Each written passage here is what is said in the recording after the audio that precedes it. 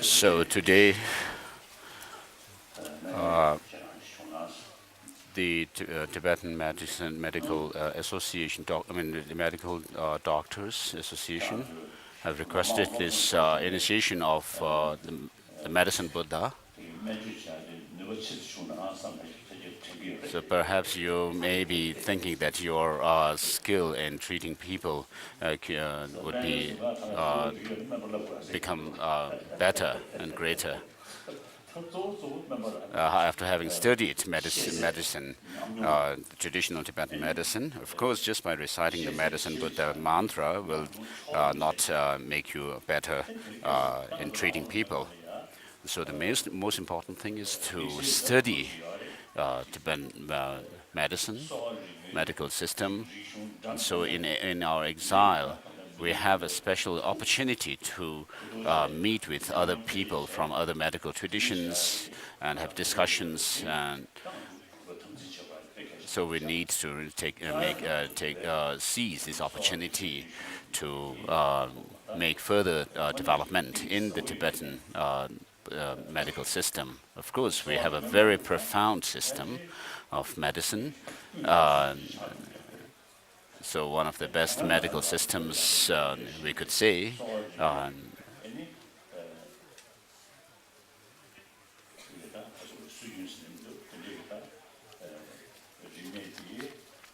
So this medicine, the medical system, Tibetan medical system, during the 8th century, during Tibetan King Trisung Detsen's time, there was a kind of a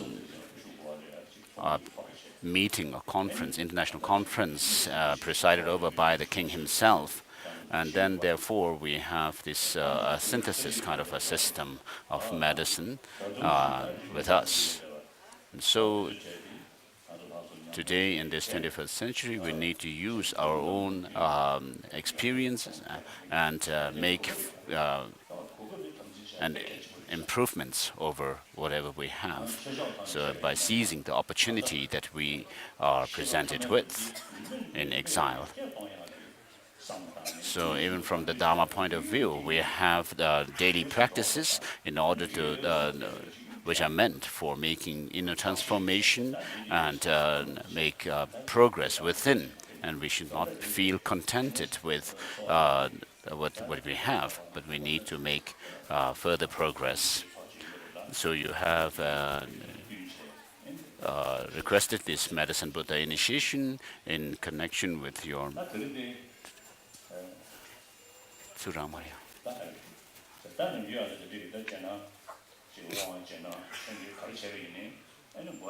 You're having a meeting conference these days. So whatever teachings or Dharma discourses we engage in, first of all, say praise. We say this praise of the Buddha, as we usually do. And then within Buddhism, there are the Pali and Sanskrit traditions. So the followers of the later tradition, the Sanskrit tradition, say the Heart Sutra, and so we will say the Heart Sutra as well. And then, with the being a follower of the Nalanda tradition,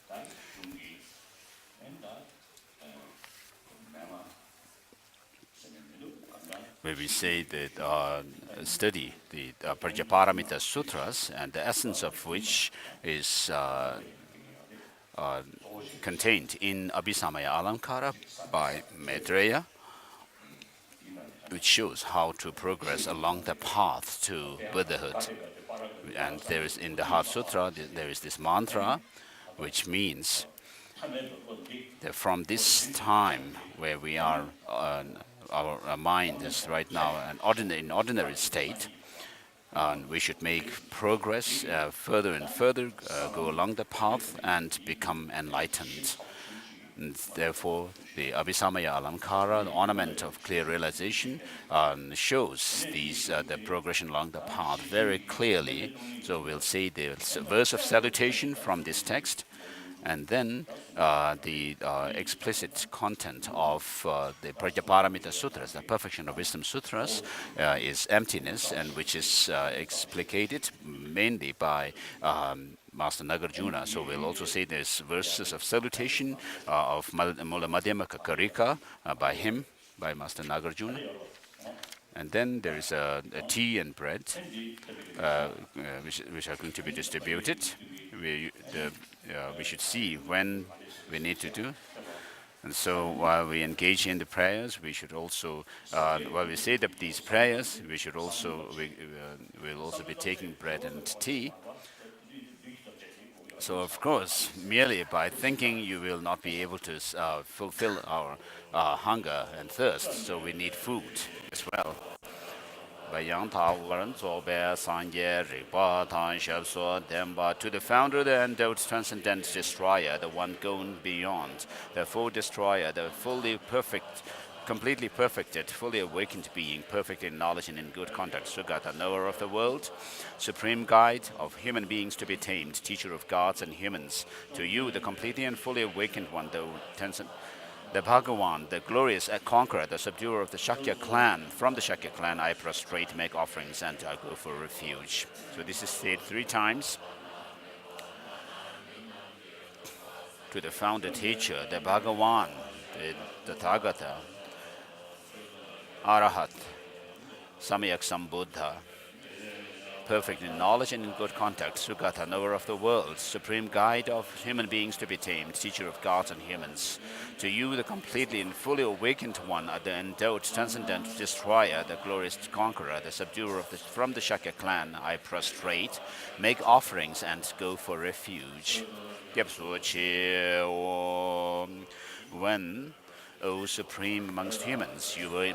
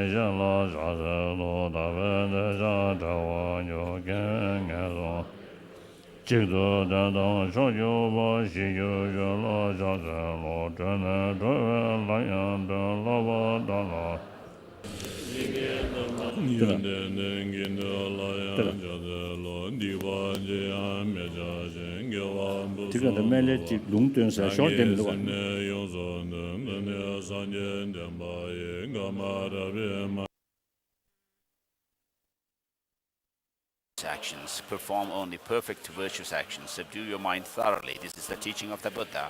A star, a visual aberration, a flame of a lamp, an illusion, a drop of dew, or a bubble, a dream, a flash of lightning, a cloud, see conditioned things such. So let's say first the blessing for the tea, the grace for tea and bread. Number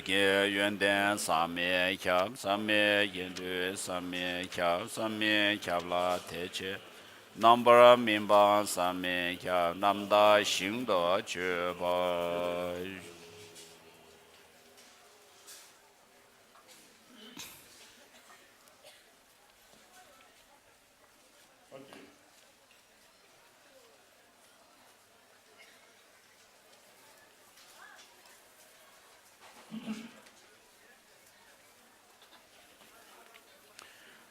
Through these merits, may sentient beings attain the rank of all-seeing, subdue the foe of faults, and be delivered from samsara's ocean, perturbed by the waves of aging, sickness, and death. Should we take tea first or bread first?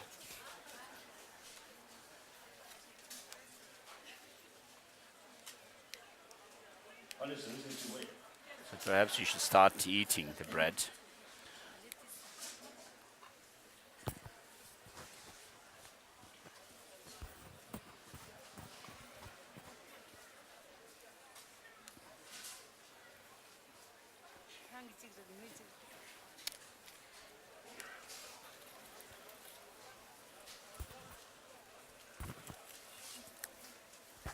기술다.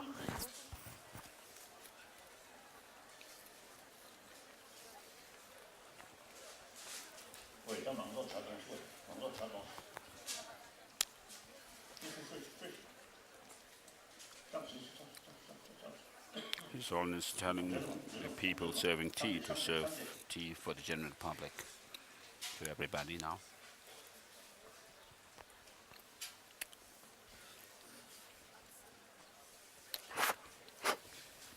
아니 나 하도네.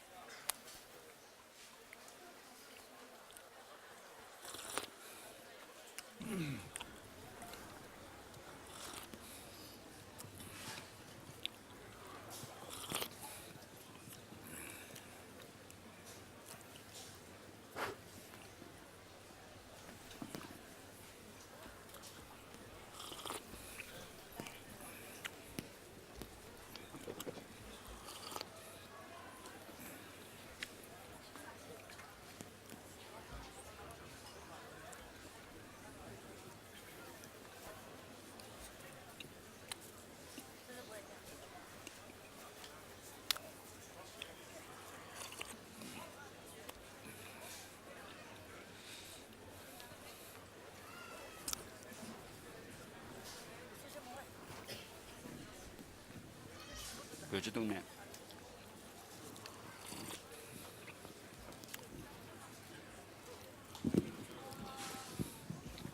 마르와 미바가그라.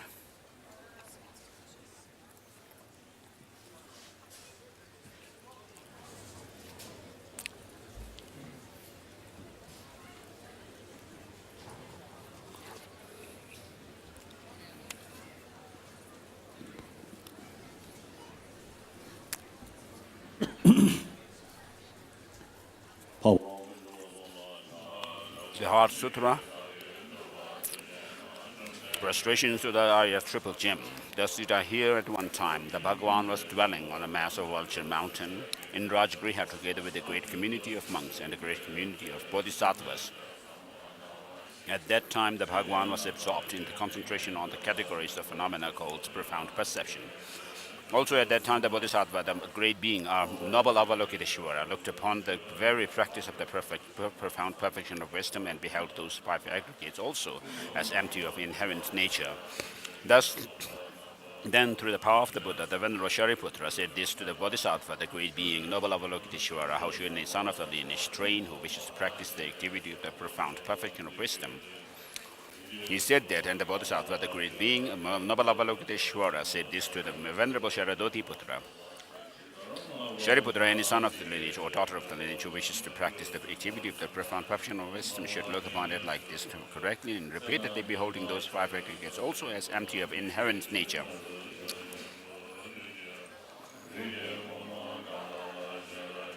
Form is empty, emptiness is form, emptiness is not other than form, form also is not other than emptiness. In the same way, feeling, discrimination, compositional factors, and consciousness are empty. Shariputra, likewise, all phenomena are emptiness, without characteristic, unproduced, unceased, stainless, not without stain, not deficient, not fulfilled. Shariputra, therefore, in emptiness there is no form, no feeling, no discrimination, no compositional factors, no consciousness, no eye, no ear, no nose, no tongue, no body, no mind, no visual form, no sound, no odor, no taste, no object of touch, and no phenomenon. There is no I element, and so on up to. So on up to and including no mind element and no mental consciousness element. There is no ignorance, no extinction of ignorance, and so on up to and including no suffering, no aging and death, no extinction of aging and death. Similarly, there is no suffering, origination, cessation, and path. There is no exalted wisdom, no attainment, and also no non-attainment. Shariputra, therefore, because there is no attainment, bodhisattvas rely on and dwell in the perfection of wisdom, the mind without obscuration. and without fear. Having completely passed beyond error, they reach the end point of nirvana. All the Buddhas who dwell in the three times also manifestly, completely awakened to unsurpassable, perfect, complete enlightenment in reliance on the perfection of wisdom. Therefore, the mantra of the perfection of wisdom, the mantra of the great knowledge, the unsurpassed mantra, the mantra equal to the unequaled, the mantra that thoroughly pacifies all suffering, should be known as truth since it is not false. The mantra of the perfection of wisdom is declared. Shariputra, Teyatha Om Gate Gate Para Sangate Bodhi Swaha. Shariputra, the Bodhisattva, the great being, should train in the profound perfection of wisdom like that. Then the Bhagavan arose from that concentration and commended the Bodhisattva, the great being, noble Avalokiteshvara, saying, well said, son of the lineage, it is like that, one should practice the profound perfection of wisdom, just as you have indicated. Even the Tathagatas rejoice. The Bhagavan, having thus spoken, the Venerable Sharadoti-putra, the Bodhisattva, the great being, noble Avalokiteshvara, those surrounding in their entirety, along with the world of gods, humans, Asuras, and Gandharvas, were overjoyed and highly praised that spoken by the Bhagavan.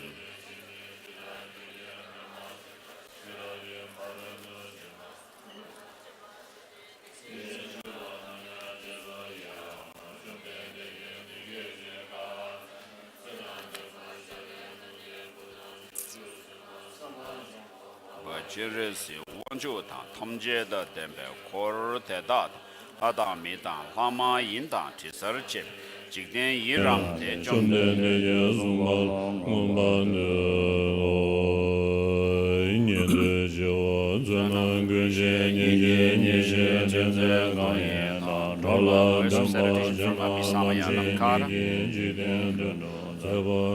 I prostrate the mother of all the Buddhas and of the hearers and the Bodhisattvas through the knowledge of all. He leads hearers seeking pacification to complete peace, who through the knowledge of path causes those helping migrators to achieve the aims of the world, and through the possession of which the subduers sought forth the varieties having all aspects. Next is salutation verses from Mula Madhyamaka Karika by Nagarjuna. I prostrate the perfect Buddha, the best of teachers, who taught that whatever is dependent, reason is unceasing, unborn, not annihilated, impermanent, not coming, not going, without distinction, without identity, and free from conceptual constructions, and peaceful.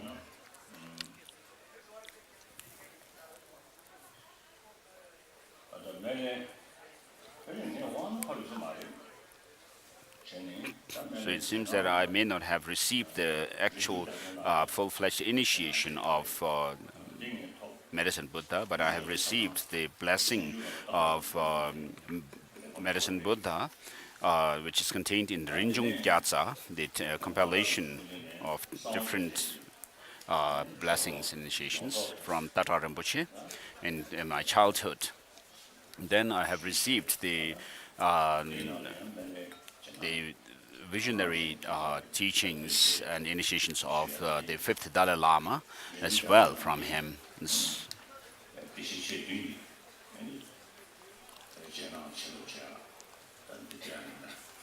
So the initiation that I'm doing today is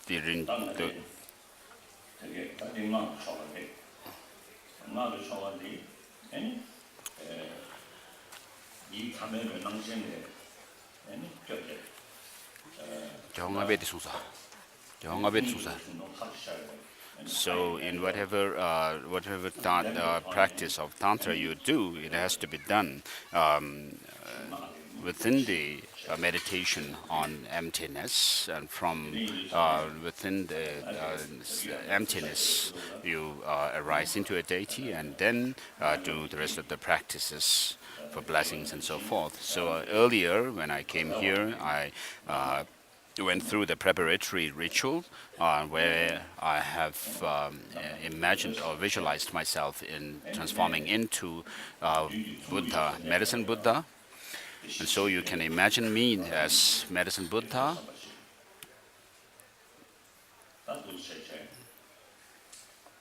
And then on the altar, where there is a heap of tsampa, you can imagine the Medicine Buddha. So we can say the mandala offering in request for the initiation. So I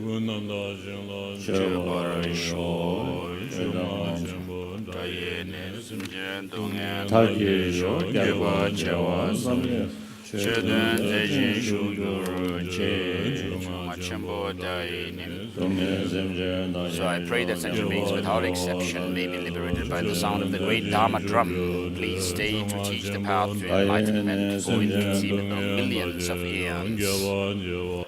I pray that sentient beings without exception may be liberated by the sound of the great Dharma drum. Please stay to teach the path to enlightenment for inconceivable millions of eons. This ground anointed with perfumes, strewn with flowers, adorned with Mount Meru for continents, the sun and the moon. I imagine this as a Buddha field and offer it. May all living beings enjoy this pure land. May I pray that sentient beings, without exception, may be liberated by the sound of the great Dharma drum. Please stay to teach the path to enlightenment for inconceivable millions of eons.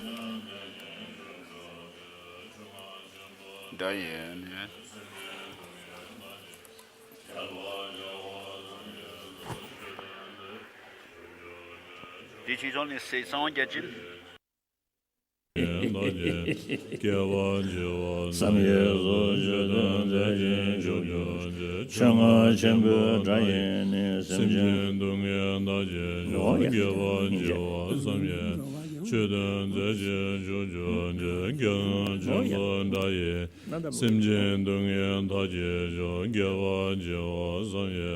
Chodan zaje jojo chunga jembo daye ne semje dongye daye yo kyabo jo sanye zu chodan zaje jojo chunga jembo daye semje dongye daje jo ngyewa jo samye chodan zaje jojo je no işi tende şurada.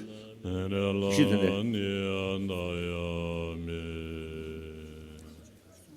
Evet, dönüş. Çanga jembe daye ne semje dongye daye yo kyabo jo samye zu chodan zaje jojo je changa jembe daye semje dongye daye yo kyabo jo samye zu chodan zaje jojo changa jembe daye ne semje dongye daye yo kyabo jo samye zu chodan zaje jojo je changa jembe daye ne semje dongye daye kyabo jo samye zu chodan zaje jojo je changa jembe daye ne semje dongye daye kyabo jo samye zu chodan zaje jojo chunga jembo daye de semje dongye daye yo kyabo jo samye zu chodan zaje jojo je no ngoro na menjala gan niya daye mi da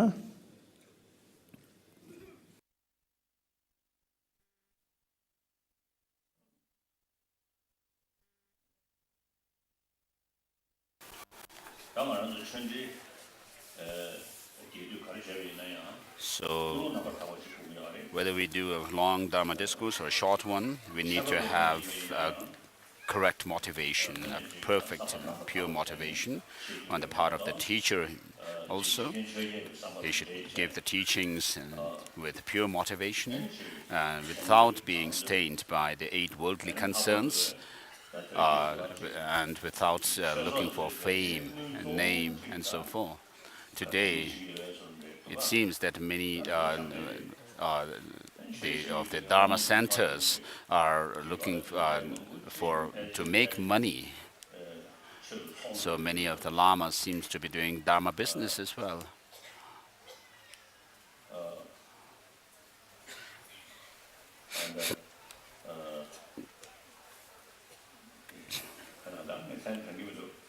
I don't remember the name, but there was one good Lama.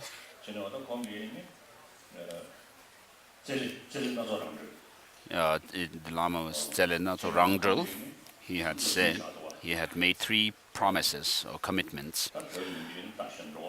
So usually people, when they travel in Tibet, they use horses. And he promised, made the commitment not to use horses when traveling, and sticking to a vegetarian meal, and then not selling Dharma.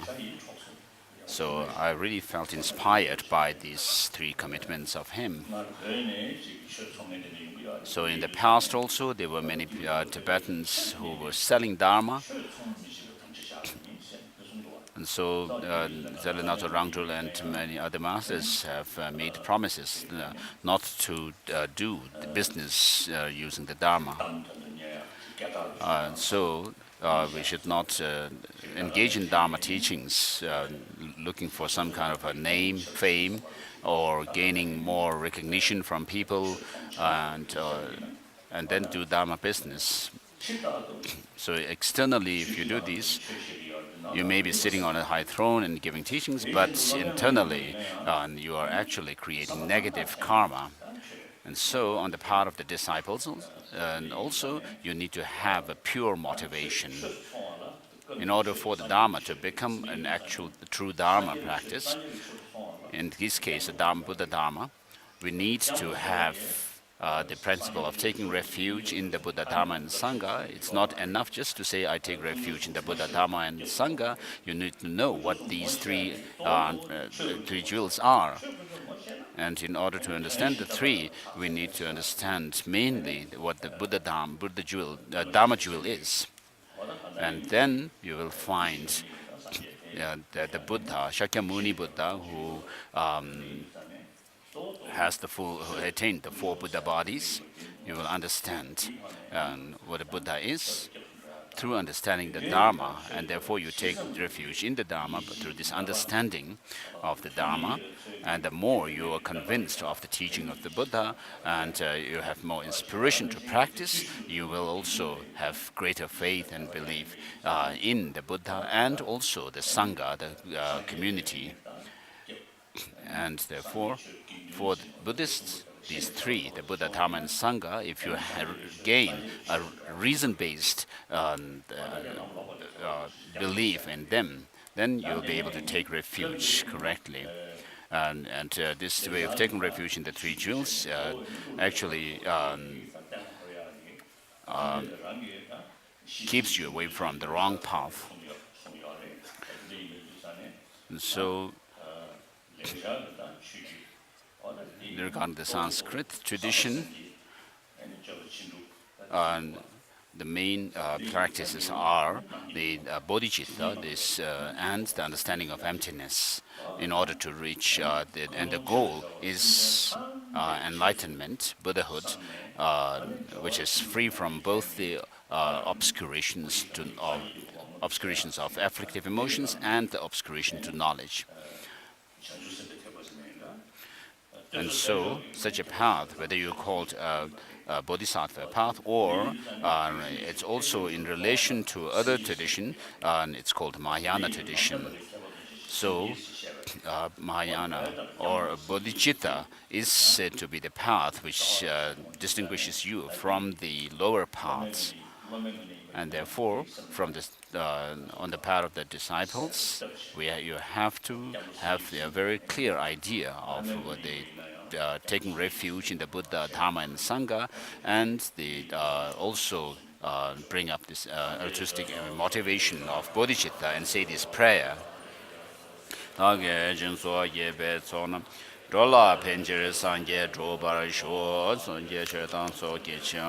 I go for refuge until I am enlightened to the Buddha, Dharma, and the Supreme Assembly. By the accumulations I create through generosity and so forth, may I become a Buddha to benefit all sentient beings.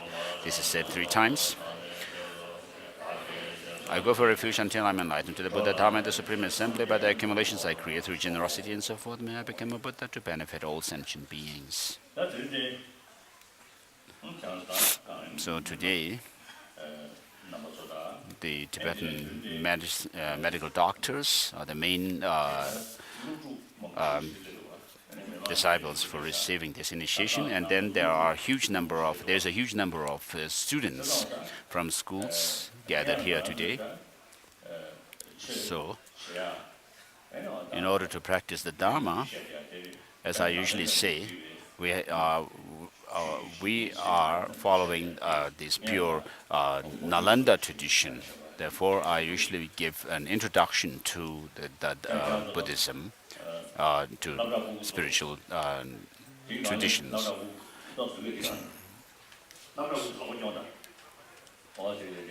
So there are a few of the students here, and then downstairs we have there are lots of school kids. So how should I give the introductory teaching on spiritual traditions? So perhaps I think I should do like this. So I am someone who has now reached around about 79 years of age, and I have lots of seen lots of things and heard a lot of things, and therefore I have actually personally have some to give a summary of my experience. First of all, in this world, all sentient beings, including these insects, the bugs, want happiness and do not want suffering. There's no question about this. So perhaps this very subtle or small bugs may have smaller pains and pleasure. But then the suffering and pain and pleasure in connection that arise in connection with mind, maybe the animals have less of them because they have to do with our own mental thinking. And therefore, the animals do not have so many hopes and fears and like us human beings. So we, since the time of our in the womb of our mother and after birth and until death, we do not want suffering but want happiness. So these 7 billion people on this earth are same in this sense. But then, as Shantideva says, although wanting to get rid of suffering, they run after suffering. Though wanting the happiness, they destroy the happiness as if destroying their enemy. So I was born in Amdo, and then I came to Lhasa when I was a small child to Lhasa, and then I was installed on a throne by recognizing me as the Dalai Lama, and then I grew up in this way. But the best thing that happened to me is that I have been able to study the Buddha Dharma. And so in the beginning, I was in a tradition where we considered some kind of custom as very important, and that is one part of my life. And then I went through lots of problems and difficulties. And at one point, I had to flee until Tromo.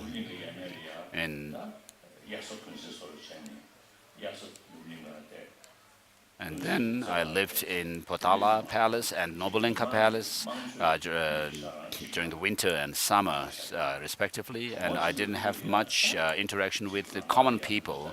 But when I went to Tromo from Lhasa, I met on the way, I met many people. And then when I returned to Lhasa from Tromo, again I met many people passing through villages. So I saw the situations and the conditions in the Tibetan villages in those days. And then the times changed, and then I was in China as well. And then in Beijing, I stayed for a few months, and met Mao Zedong and many of the Chinese leaders at that time. And I met Mao Zedong many times. And so he started the revolution in China, opposing the serfdom system, where people are made slaves and oppressed and by others. So people abusing other people and was opposed. And so there was this revolution in China, and I was quite impressed by that. So those people, the communist Chinese at that time, were not selfish. They really were dedicated for the common people, especially those who were poor and needy. And so they were really good. So I felt quite inspired and admired them. And so I was in different parts of China as well. But then, at the same time, this system became authoritarian system, and which caused lots of fear in people's minds.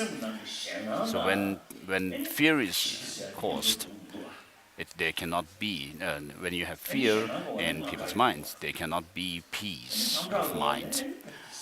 And then fear gives rise to anxiety, and then there is unhappiness.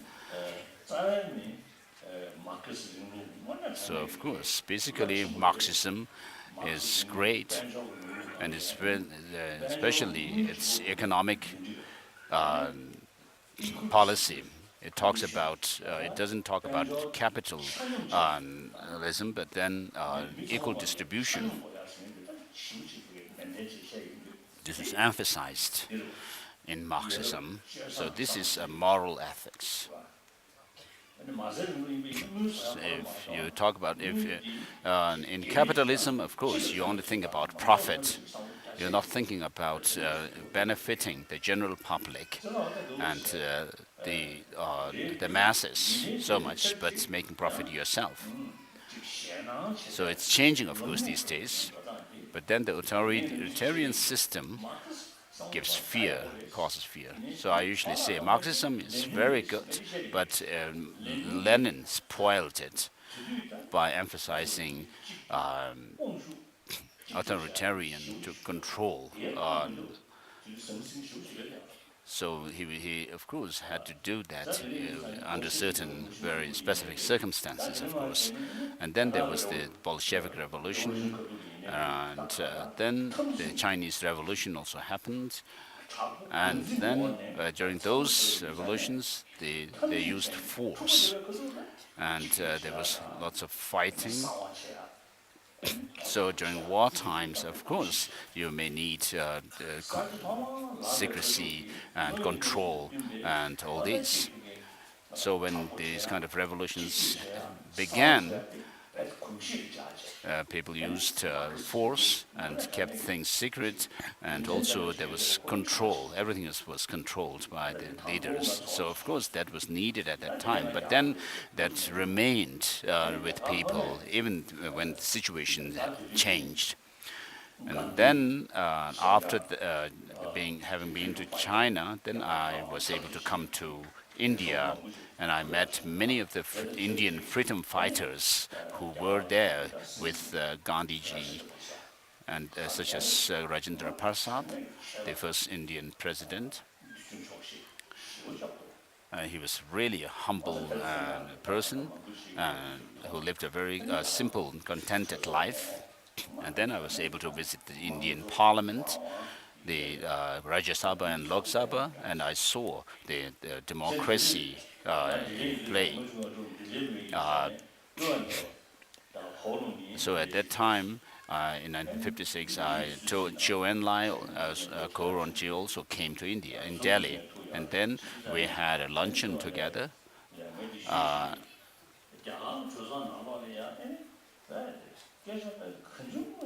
And then I told Zhou Enlai that in the Indian parliament, people had no fear. The parliamentarians seemed very without any kind of rules. It was so noisy, and whereas in our parliament, in the Congress, the Chinese National Congress, it wasn't like that. It was very quiet.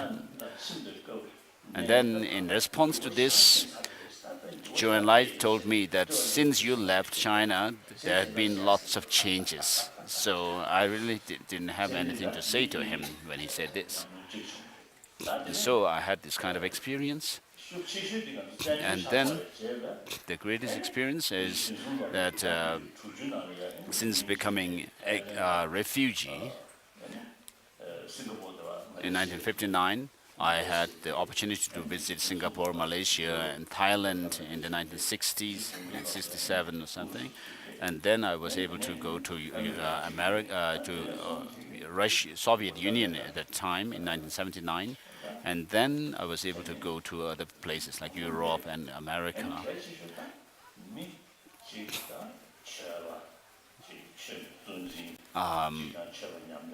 So I've been able to meet in these travels, during these travels, meet with people who are religious, spiritual, atheists, and people who are doubtful about spiritual traditions, and the business people, and then poor and needy people, destitutes. So I have been able to meet people from all walks of life, and because of that, of course, everyone pays attention to material development, thinking that there would be happiness if we have all the material necessities. So, of course, in the West, there has been a great material development and progress through science and technology, which seem to have been focused mainly on material development alone. And then in the eastern part of the world, they followed the footsteps of the Western world like that, focusing on material development. So the existing education system that we have now is actually focused on material development. So it's mainly focused on material development alone. And so people who grew up under such circumstance are not able to think other than thinking of material development for happiness. And then when you grow up under such culture and habit, you grow in this kind of habit. So the whole society has become like that.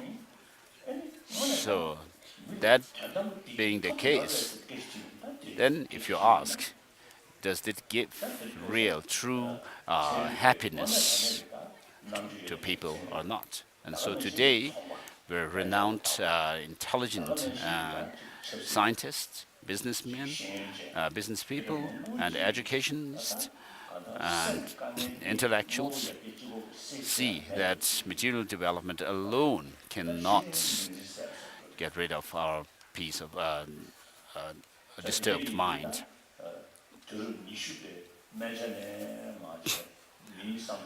And so, since towards the end of the 20th century, there has been a change in people's thinking. Now we are in the beginning of the 21st century. So this trend is still continuing. Therefore, people have now become aware that without peace of mind, we cannot produce a peaceful world merely through the material development. And so this peace should happen start in the family. Without that, even a family cannot be in peace and happy. And therefore, even amongst the scientists today, So, of course, sensory perceptions, our sensory experiences related to form, visual form, sound, odor, taste, and touch have to do with our sensory experiences. So, seeing beautiful objects, or listening to interesting music, or smelling a some fragrance, and then good taste and good touch or tactile sensation. And of course, you can draw some kind of satisfaction or happiness through sensory experiences. So those who look for happiness only on the basis of the sensory experiences do not. So the sensory experiences alone cannot give a true mental experience of happiness. If we look at someone who is really rich, wealthy, and has everything that is needed in life, but is, you can see, there's such person full of unhappiness.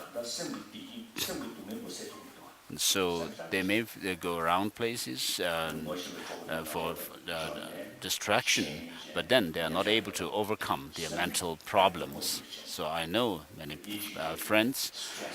There are many friends who are full of stress, to use an English term, and then they also are lonely.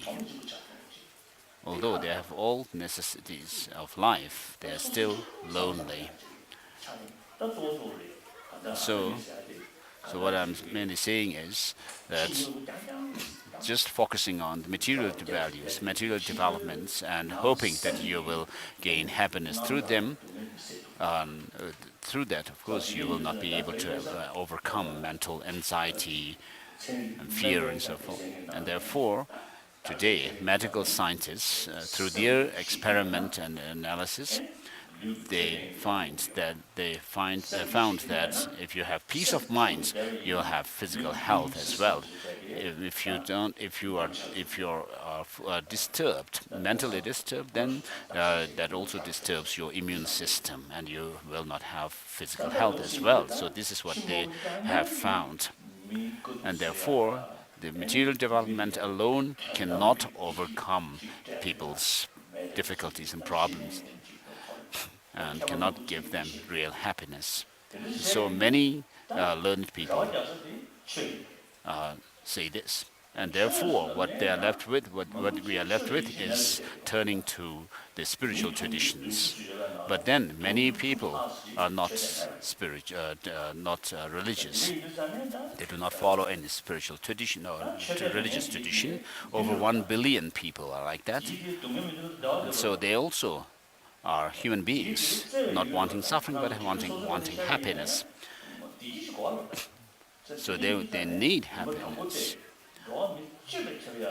And therefore, the first level is to find a means for the 7 billion people to have happiness, which comes through love and compassion. This is commonly understood. So for the last 3,000 or 4,000 years, all the spiritual or religious traditions have acknowledged that love and compassion are the root of human happiness, and therefore they teach love and compassion, whether they are theistic or non-theistic religions. All of them consider love and compassion to be very important. And so this is seen as a root for our peace of mind. And so all the religious traditions teach this. Love and compassion.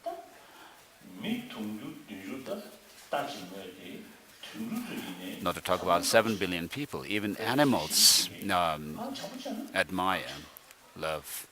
If you treat them well, kindly, then they like you. If you show them if you are unkindly to them, then they also have the same response to you. And so love and compassion is something that every sentient being like.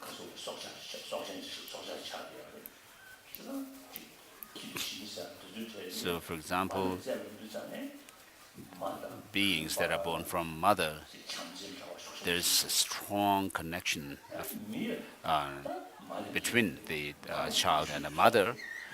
There's strong affection because the child has to survive through love of the mother. That's how our life has started, with affection from our mother. In our childhood, we survived and we grew up through the kindness and affection of a mother. If our mother were very angry and unkindly, then we wouldn't have experienced affection.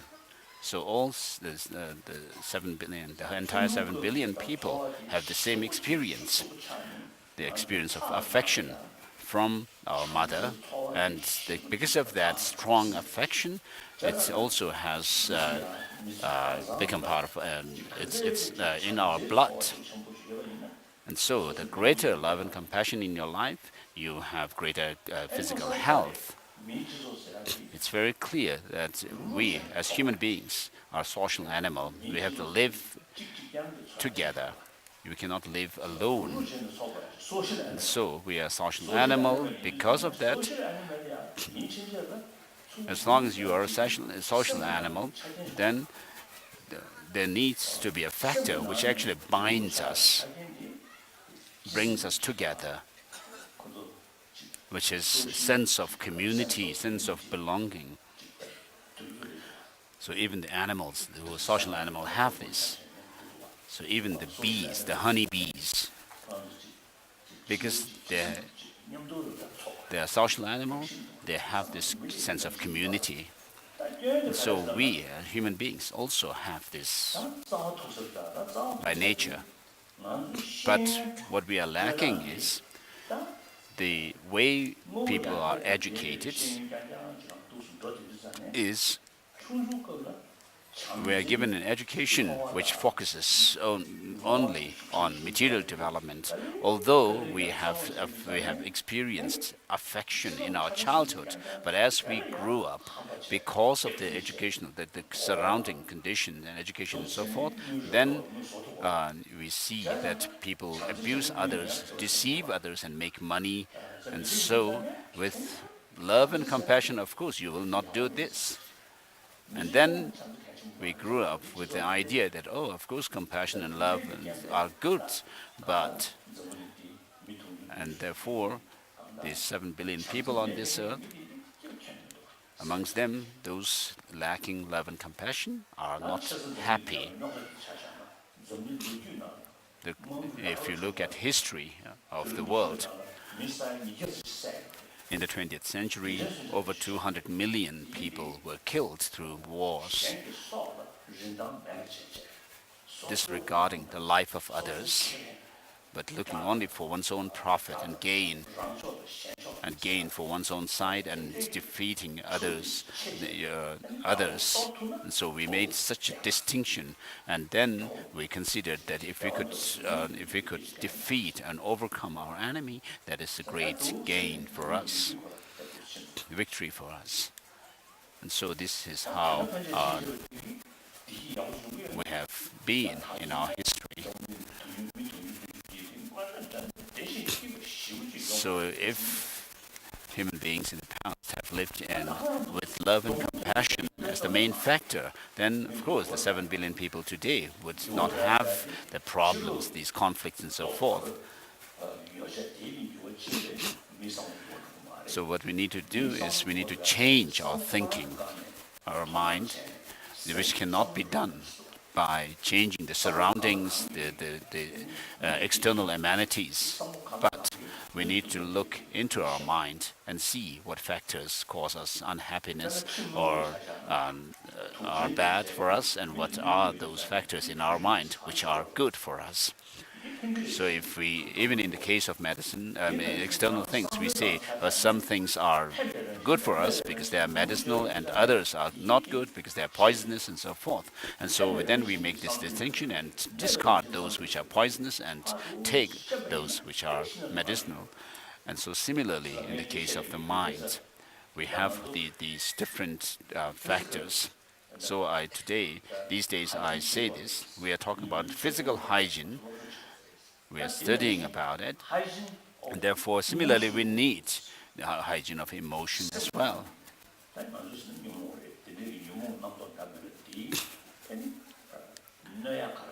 So what disturbs our mind are those of the afflictive emotions, the negative, disturbing emotions.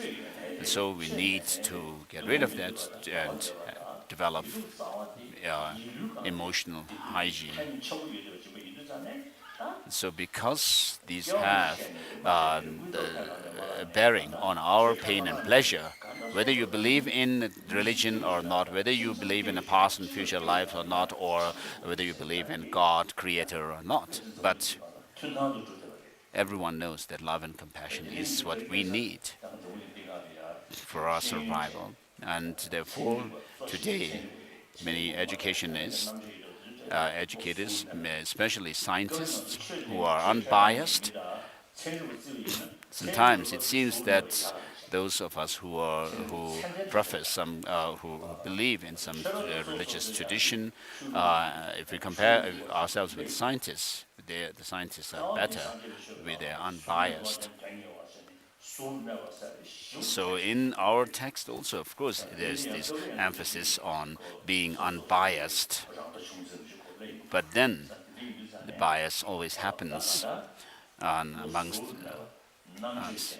So we need to be unbiased and intelligent, thinking critically. The scientists who are neuroscientists, doing examining our brain and so forth, and also medical scientists, they have found that love and compassion are very important for us, in our life. And so, in America, since some years, people have done research and experiment on the effect of love and compassion by starting some program of training in compassion. So for about 3 weeks, and on a daily basis, the participants are given some instructions, and then they meditate on the compassion for 1 hour or so each session. And then before the program started, the participants' stress level was checked. So there are different ways of checking the level of stress in people by checking their saliva, some kind of a substance in the saliva, and so forth, and then blood pressure. And then at the end of the program of 3 weeks or so of the training of compassion, the scientists have found that there's less stress.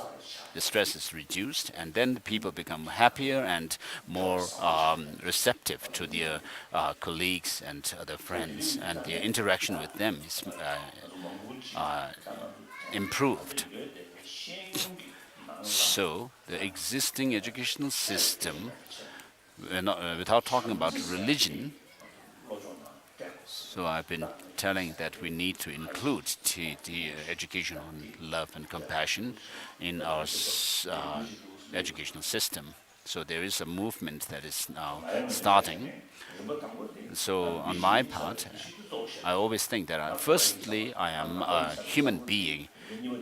And secondly, then I say I am maybe a Tibetan or a Buddhist. So that's on a secondary level. As a human being, I'm thinking of how to bring about happiness in humanity. And so having discussed with many people, if I found that if, from my own experience, if you have a good heart, a warm heart, then you have greater happiness. And whereas if you are full of hate, and, love-hate kind of attitude, then there is more problems. And therefore, I promote the secular ethics, which has been practiced in India for over 3,000 years. So I say that if the Buddha were to appear today in our world, he would profess or teach this secular ethics. So even with Buddha's teachings, such as selflessness, teaching on selflessness, even at some points of time, the Buddha has said to some disciples that the 5 psychophysical aggregates are the loads, and then the one who carries that load is the person. So, as if showing as if there is some kind of an independent, autonomous self or Atma. So today, I'm thinking of benefiting and helping the 7 billion people through this kind of secular ethics. So whatever people are doing in their own profession, through those professions, people should work to help others. Of course, we cannot force people to have happiness, but each individual must think, use their intelligence, and find reason to bring about this happiness. And then the main cause of our pain and suffering is this extreme self-centered attitude. As we say, this is what is recognized in Buddhism. As Lama Chöpa, the Guru Puja says, that the self-cherishing attitude is the source of all misfortunes, and cherishing others is the source of all happiness. Excellent qualities. As Shantideva says, all happiness in the world comes from its thinking of others.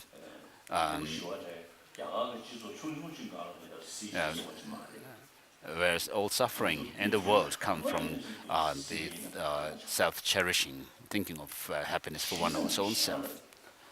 So the more you think of, the more you are altruistic towards others,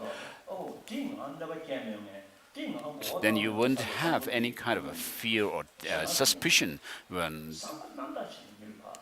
with others, thinking that, oh, this might not this person harm me or cause some trouble to me.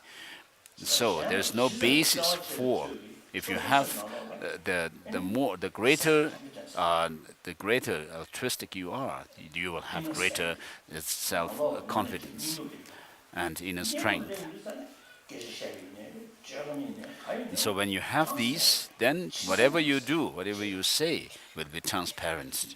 You can be transparent. You will not be dishonest and deceptive, hypocrite. So if you are just focusing on your own self, then you will be hypocritic. And with that, you cannot build trust with others. So there's distrust. If you are not transparent, then you have suspicion. With suspicion, you cannot have trust from others, and without that, you cannot have friends. Even between couple, of course, if you cannot trust each other, there is no. You will not be able to go along with each other. Even that also is the case between children and their parents. And even in the case of animals, between parents and the kids. So for trust, we need to be honest, truthful, and transparent. And therefore, the root of happiness is, for that, it's important to have transparency. that comes through altruistic attitude. If you remain selfish, focusing only on your own happiness, then this will not happen. So all the troubles and problems in the world, from the battles and conflicts that are happening on a large scale down to the family situations, this is the case that selfishness leads to problems. And therefore, what Shantideva says is true, that all the misfortunes or unhappiness in the world come through selfishness. So the material progress that has happened in the world is because we want happiness. And so we also need to think about the other side of bringing about happiness, which is not the material development alone. And therefore, secularism is something that has been practiced in India, secular ethics, and Indian constitution is also based on secularism. And then in the West, this term secularism gives the connotation that it is something against religion, distancing from religion. And of course, this idea is because of the French Revolution and the Russian Bolshevik Revolution, where people have been against the religious institutions. So, as far as I'm concerned, I became a very close to Mao Zedong in those days in China. And at the end, he said, religion is opium. So he found trust in me. And so Mao Zedong at that time told me at an earlier occasion that you have a very scientific mind. And at the end of our meeting, he said, religion is opium. So why he said that is that he only has the idea of religion in terms of people going to a temple and doing some prayer and making offerings and so forth. And therefore, the religious institutions, the organizations, were used to abuse people, to deceive and abuse and to oppress. And therefore, in France in those days, the French Revolution happened because the kings were supported by the religious institution to abuse the subject. And similarly, this has happened this is the case in relation to the Bolshevik Revolution as well. The czars and so forth were supported by the religious institutions. And so this, of course, using the name of religion, people have abused others. But with regard to love and compassion, nobody will oppose them. So the French and the Bolshevik Revolution and the Chinese Revolution, this happened because of thinking of the greater good of the masses. And so this is love and compassion in practice. And so Mao Zedong, of course, only took religion in terms of how people go to some shrines and temples and go to prayers and so forth, and how some religious institutions abuse people. And so if he actually came to know what religions talk about, that they talk about love and compassion and so forth, then of course he won't say that religion is opium. And therefore, secularism is very important in today's world, and the foundation for that is to be honest, to be sincerely motivated, and to have had love and compassion. So if we want secular ethics as a means to bring happiness, we cannot buy them it cannot be produced in the factories. nor can we buy them in supermarkets and so forth. So we need to use our intelligence to see that love and compassion are very beneficial to us. So with this understanding and insight, then we need to promote love and compassion in our minds and find. So love and compassion are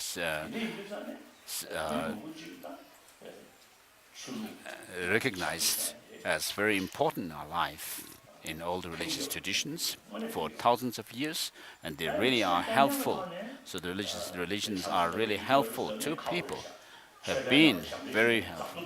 But religion alone cannot be sufficient. So there are many religious people who really are corrupt amongst Hindus, Muslims, Christians, and amongst Tibetan Buddhists as well. So when I meet Indians, I tell them that you are very religious people. In your houses, you have Shiva Lingam or Ganesh statue or some images of gods and goddesses. And then you offer flowers and incense and do worship. So most of you do that. I tell them. But your prayers to the gods is as if praying, asking for the success of your corrupted life. So I jokingly tell the Indians that. So without yourself being honest and truthful, but abusing others, and with such a lifestyle, how can you make prayers to the gods, which is against the law of cause and effect? So while your lifestyle, you live a very corrupted life, but then you ostensibly kind of pray to gods for help. If you do these, then you are living a very hypocritical life. So I usually say that if we are not careful and sincere, then religion is actually teaching us, would be like teaching us hypocrisy. So rather than being religious, it would be better to be someone who is not following any religious tradition and then live a corrupted life.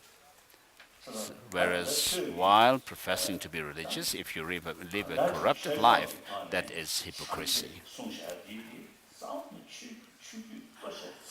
So all the major religious traditions regard love and compassion as primary factors. But then they differ in philosophical views, which are to actually to boost the followers' belief and in God. For example, in the case of theistic God religions, so those following theistic religions believe that everything is created by God and everything is in His hands, and therefore it helps them to practice and love and compassion and to promote them. I know many religions, people in Christianity, Judaism, Islam, and so forth. For example, in the case of Christians, there are many Christian brothers and sisters who go to very poor, remote villages and give education and health care to these poor villagers living in a very poor condition themselves. And so, with this theistic religious view, philosophical view, they are helped. Now, for those of the religious people who follow non-theistic religions, such as non-theistic Sankhya school, and then Jainism and Buddhism, which do not believe in a created God, but believe that everything comes through causes and conditions, believe in law of causality. And then mainly they talk about karma, which means action. If you do good action, then this will give happiness, a good result. And if you do bad action, then you will have, as a consequence, bad results. The more you help others, the greater good for you, and the more you harm others, the greater suffering for yourself. So of these three non-theistic religious traditions, the first two, the Sankhya, non-theistic Sankhya, and Jainism, although they do not believe in a creator God, but they still believe in an Atman, an independent soul theory, whereas Buddhism does not believe in such both, neither a creator God nor this kind of a permanent soul, permanent single and autonomous soul or self. So if you were to assert such a self, which is permanent, unchanging, single, and autonomous, I mean, of course, and if you you will be not be able to hold on to such position if you really do critical analysis.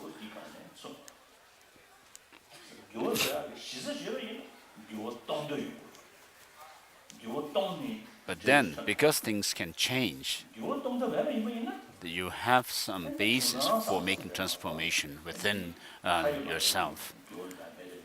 And then you will see, if you see that there is a possibility for change, you'll seek the means to make that change and transformation. So all the religious traditions, of course, teach, because they teach love and compassion, they are really helpful to people. But these different philosophical views and concepts are because of different mental dispositions amongst human beings. And therefore, despite the difference in the philosophical view, we need to, on the basis of the love and compassion, which is common to all religious traditions, we need to respect all other religious traditions, which have been really helpful, beneficial in the past, as well as they will be beneficial in the future, and they are beneficial today. And therefore, as a Buddhist, on the second,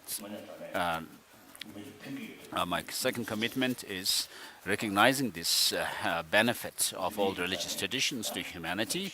I promote religious harmony amongst the religious traditions. And so whenever I have opportunity, I promote and interact with these religious traditions.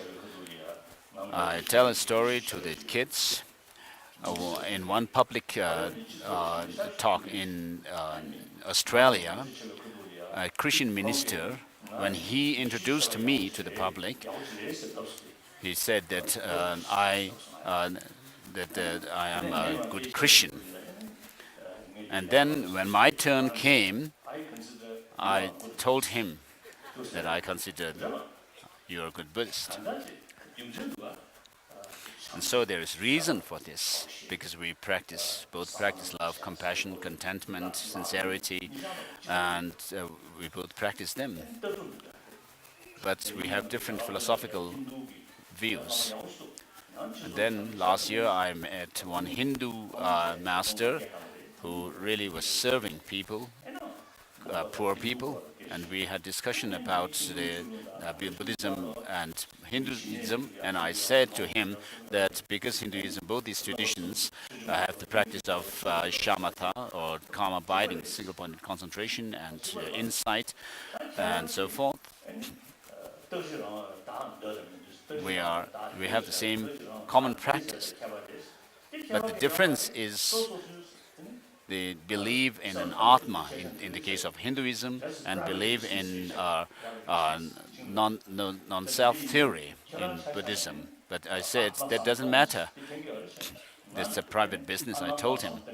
So you draw benefit through your belief in an Atman, whereas I also draw a benefit from belief in non-self theory. So both Hinduism and Buddhism have this common practice of single-pointed concentration and vipassana, insight. So it's very important for us to have religious harmony. If we are angry at the other religious traditions, I mean, of course, we cannot wipe them out anyway. So it's no use. So during one interfaith dialogue, I told the Christians that if you hate the other religious traditions, this doesn't really help because those traditions will still live. And if the other traditions also hate the Christianity, I mean, that's no use because Christianity will live and continue. And so it's better to live in harmony, I said. And so, of all the religious traditions, the major religious traditions, which have some philosophical ideas and philosophical views, with regard to teaching on dependent origination, it's only Buddhism that teaches it. And therefore, I usually say that the essence of Buddhism is the ethical practice of non-violence and the philosophical understanding of dependent origination. So all the religious traditions teach non-violence, not harming others, whereas dependent origination is a unique concept in Buddhism. So with regard to this dependency, that things are dependently originated, today, amongst intellectuals, many people pay attention to this, take interest in it, especially scientists, neuroscientists, brain scientists, and then physicists, quantum physicists. So they say that this dependent origination is. They say that there's nothing that exists objectively. So from the quantum physicist point of view, because things cannot be found objectively, they seem to get the idea that there's nothing, that everything just dissolves, disintegrates. But then in Buddhism we say that although things cannot be found when analyzed, these still exist by way of convention, dependence.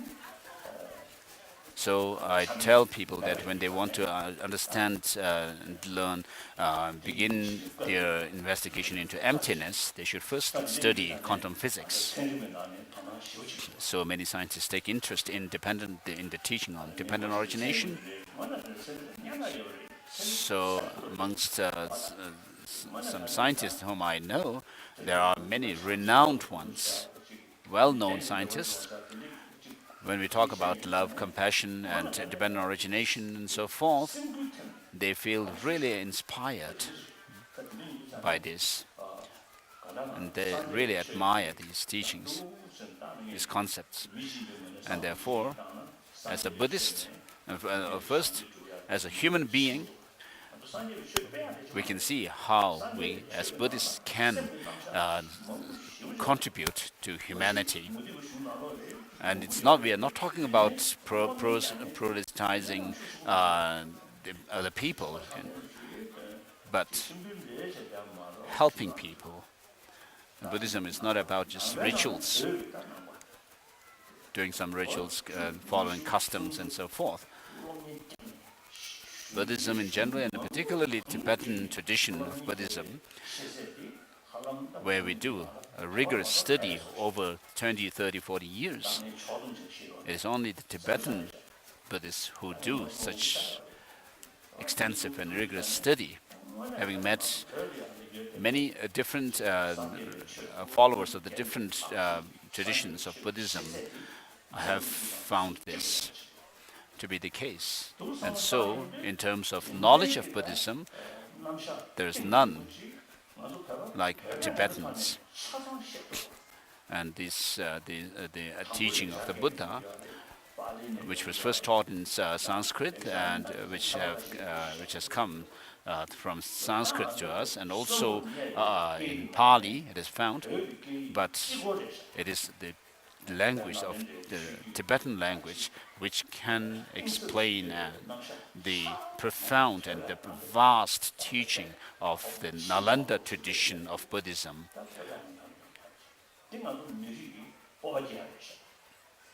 So we can do this thoroughly, and we should be proud of it. So the children should know this. So if you know some conversational phrases, and of course, with regards to modern subjects like science and so forth, Tibetan language has not developed much. But in terms of Buddhist philosophy and understanding of the teaching of the Buddha, as a Buddhist, I feel proud, thanks to the great Tibetan emperors and the translators of Tibet in the past. And Master Shantarakshita, who really instructed the Tibetans to study Buddhism through our own language, and he was the one who asked the Tibetans to translate the teachings of the Buddha into Tibetan. And so, mainly Buddhism that spread in Tibet came from India. And so we have the Ganjur and Tenjur collections of the teachings of the of Buddhism. Most, except for maybe 10 or 15 volumes or text in this collection of 300 plus volumes, the rest were translated from India. So we have to feel very proud of the fact that we have such a vast and profound tradition. So for over 1,000 years, and after the Tibetan kings have consolidated the Tibetan land, and then Tibet became disintegrated, fragmented. But then still, wherever Tibetans lived, they were bound together by our language and our culture that is related to this language. So we lived together with the sense of being Tibetan because of this. And so I usually say this is the soul of Tibetan people. As a Tibetan, if I say this as a Tibetan, having met with many people, and then having met particularly indigenous people in South Africa or and other countries, having met with them and discussed about their culture and how to preserve their culture. So I asked them whether they have their own script. Most of them do not have.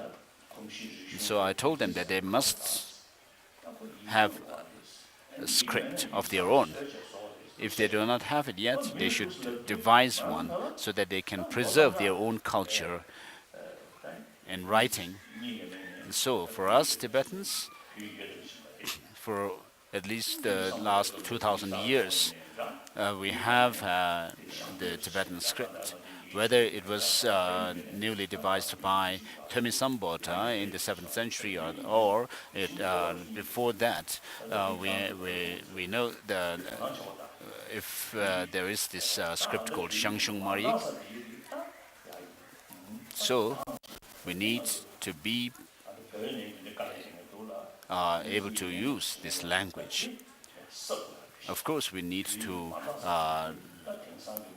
make improvement over it by translating different subjects, supplement where we are lacking in terms of modern subjects. And there are people who are already doing this from inside Tibet and others. And so, when we think about our own culture and language and so forth, we should feel proud of ourselves. So in the 60s and early 70s, there were some Tibetans who had said that having been born as Tibetans, they they had said that they were really unfortunate to be Tibetans. But then, as time went by, and today we have come to a situation where even non-Tibetans claim to be Tibetans, especially those who illegally migrate to America or Europe. And then there are people who dress like monks and nuns also to go into those countries. And so we need to be proud and confident. Of course, it doesn't mean that we have to look down upon others, but we need to be compassionate and ethical in our life. So today, even in India,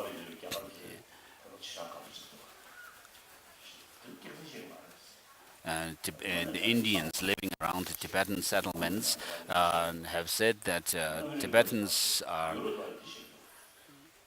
not lying. Tibetans don't lie, they are very honest and so forth. But even in America and Europe and other countries, people say this. But then today there are few misbehaving Tibetans in America and so forth. And some Indians living in Kulu and Manali regions of Himachal Pradesh have said that the Tibetans who have come into exile in the past, in 59 and 60s, they were really trustworthy. But then later on, this has changed. They said people who came later into India were not so trustworthy. And so we have to be honest. And it doesn't help this individual and the Tibetan society, the Tibetan community. So as Tibetans inside Tibet, the Chinese have destroyed our religion.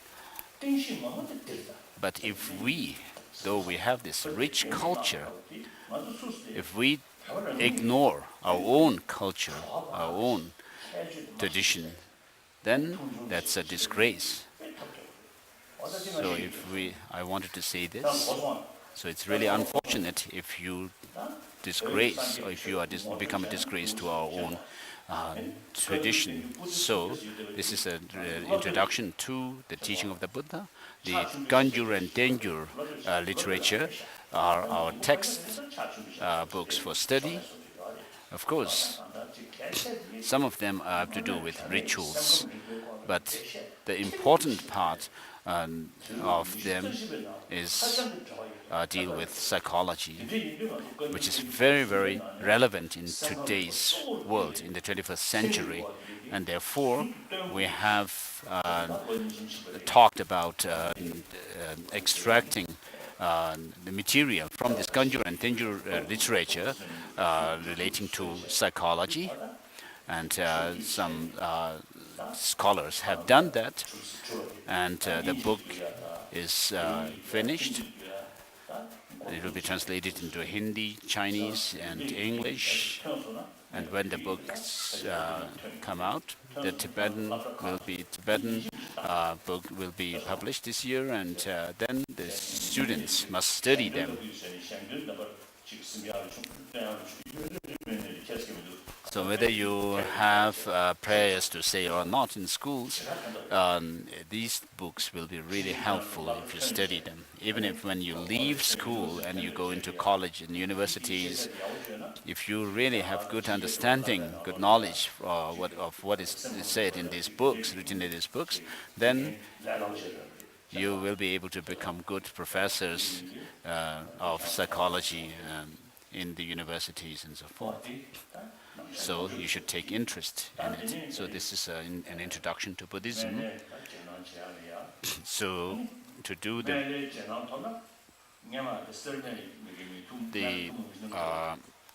blessing of Medicine Buddha, so if you receive this, I've done it in South India, in Sera. And having given this blessing of Medicine Buddha in Saramay Monastery, I said from today there will be nobody who would be sick. And if after receiving this blessing of medicine Buddha, and if everybody becomes healthy, then the doctors are useless.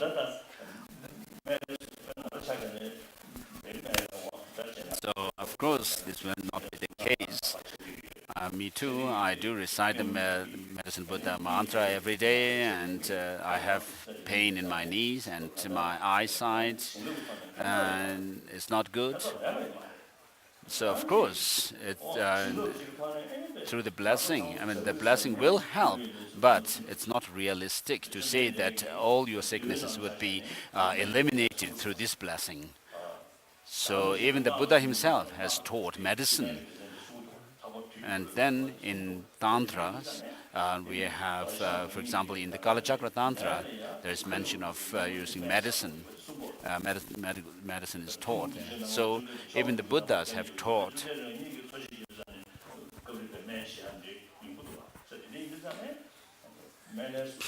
And then,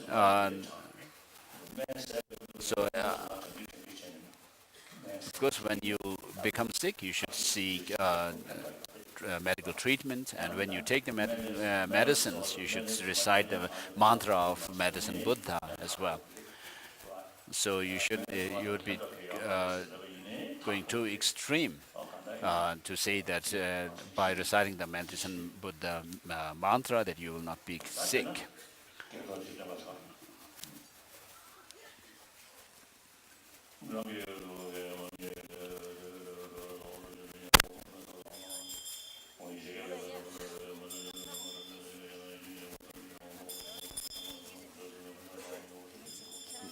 지금 하되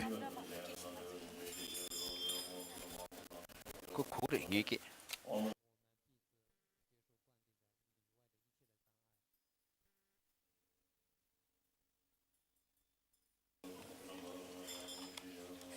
이어폰 민도 kia chấm nó vào qua mình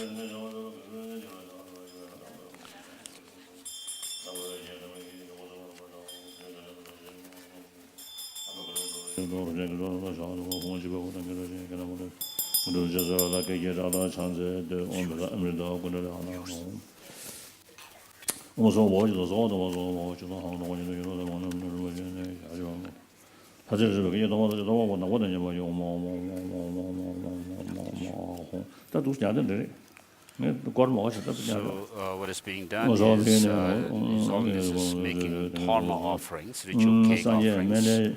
To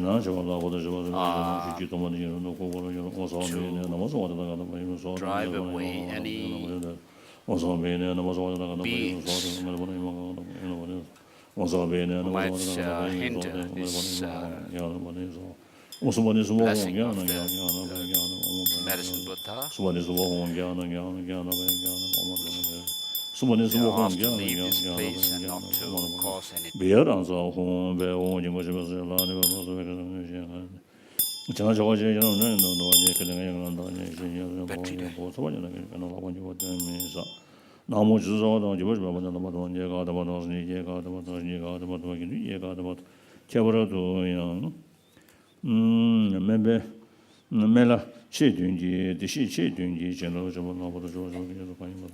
So they are asked to leave this place where the blessing, the permission to practice the seven medicine Buddha is being given. And then having sent them away, the master creates Vajra fence around this place to stop any hindrances. Please recite this, repeat this.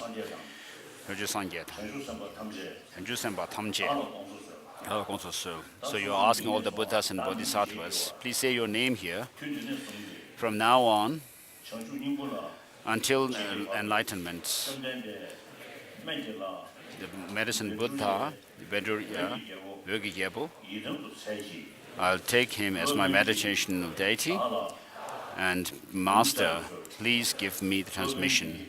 Please, Master, please give me the transmission. Master, please give me the transmission.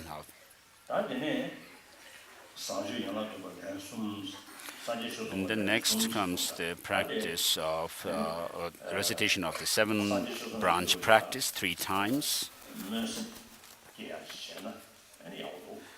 So we'll do first do the generation of bodhicitta.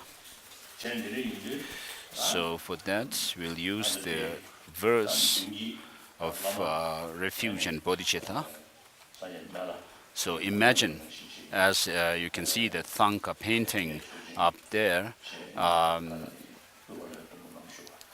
so imagine the Lama in the form of medicine Buddha,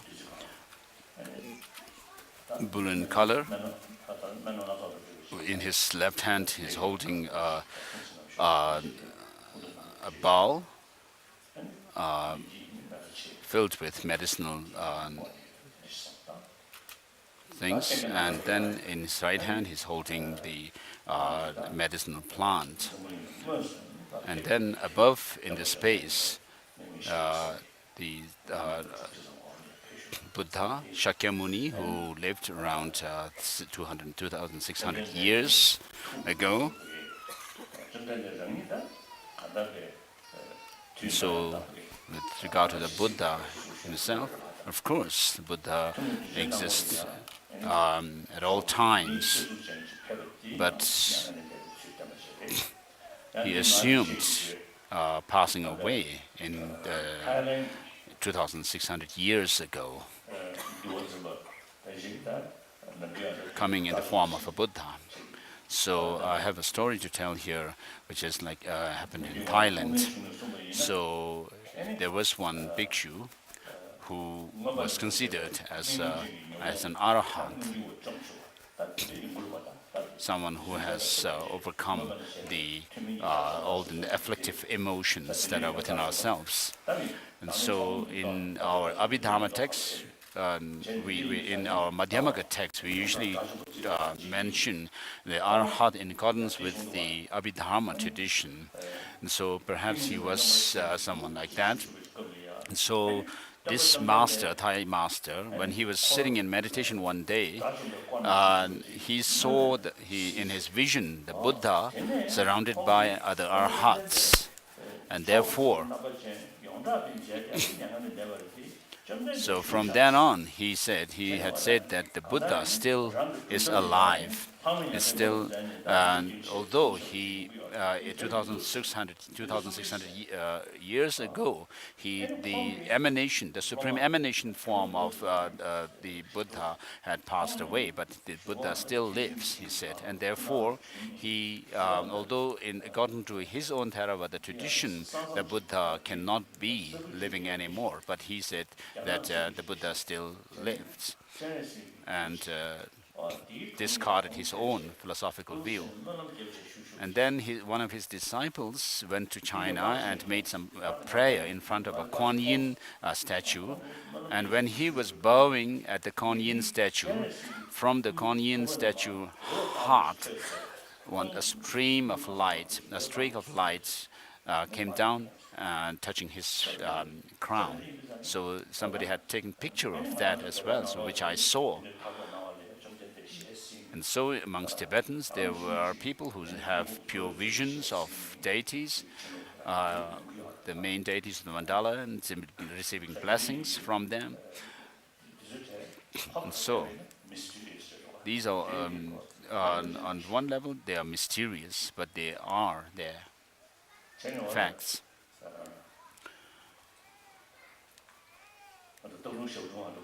So Dalung Shabtung, the previous Dalung Shabtung Rinpoche, who lived in Chinese Gulag for many years, where he was tortured, and then later on he was released and came to India, and I met him many times. And there was no reason for him to lie to me, because if he told lie, he wouldn't gain anything. He wouldn't have gained anything. And so he told me frankly that when he was giving some teaching transmission of the Daglung Gagyu to Dilko Khyentse Rinpoche in Nepal, and on the beam of the the temple that he was giving this transmission to Dilko Khyentse Rinpoche, he saw all the lineage lamas of that transmission on the beam of the temple. So, when a master has some degree of experience, inner experience, then the Buddhas are always there that they can have visions of through their own spiritual.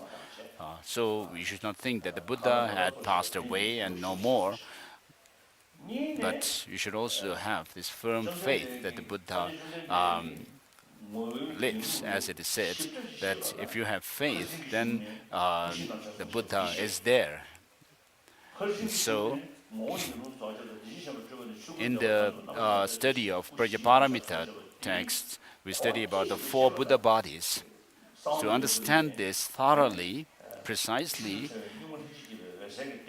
we need to understand that there is a potential for attaining the 4 Buddha bodies on the basis of the innate clear light mind. So, as it is said, until the space you are embodied with the 5 Buddha Kayas,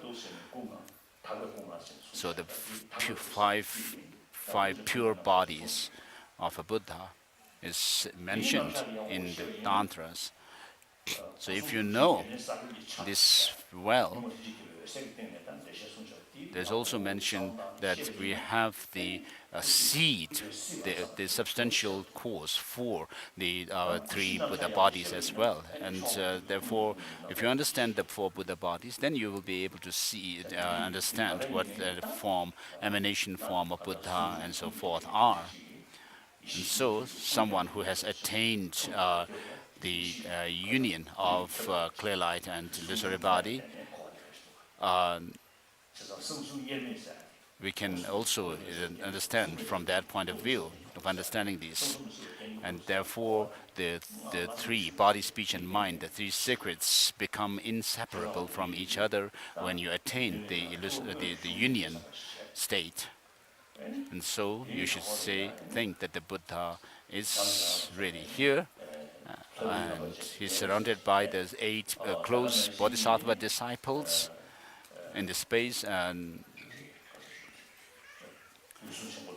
then the great masters like Mahakashyapa, the disciples of the Buddha, and then the masters of Nalanda, such as Master Nagarjuna and his disciples, and Saraha, and the 80 disciples, as well as the Asanga and his followers and so forth, and then the Tibetan Buddhist masters of the Tibetan Buddhist traditions, including the Jonang tradition, Sakyaka, Geluk, and Nyingma. And so,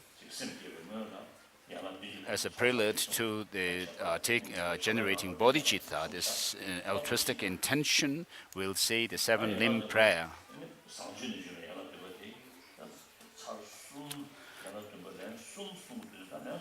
So we'll not say it 3 times. We'll say the 7-limb prayer as it is found in Samandabhadra prayer. The long version 1 time, and then the final verse 2 more times. So put your hands together, palms together. So the main the objective is to gain, to attain the enlightenment, which comes about by generating wisdom and understanding, which goes against our ignorance. So, when you develop this wisdom, understanding reality, then it will counter ignorance that is within us, and through that you go through the process of purifying your mind of the negative emotions, and then progress along the path as referred by this mantra gati gati, which means go go, or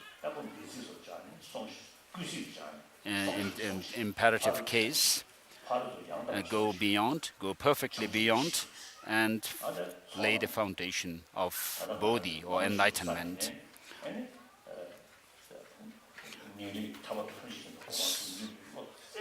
So you should have, when you develop this firm determination to be free from samsara, then you reach the path of what is known as the path of accumulation, and the next is the path of preparation or joining, and then the next, when you see the emptiness directly, you reach the path of seeing, which is a path of an Arya being, which is a transcendent path. Transcendent meaning it's beyond the ordinary level of sentient beings. And then next is the parasangati stage, where you overcome the still more negative emotions, and then bodhisattva means to lay the foundation for the highest enlightenment, the great enlightenment of Buddhahood. So, which is an embodiment of the four Buddha Kayas. So, if you set your goal as the Buddhahood,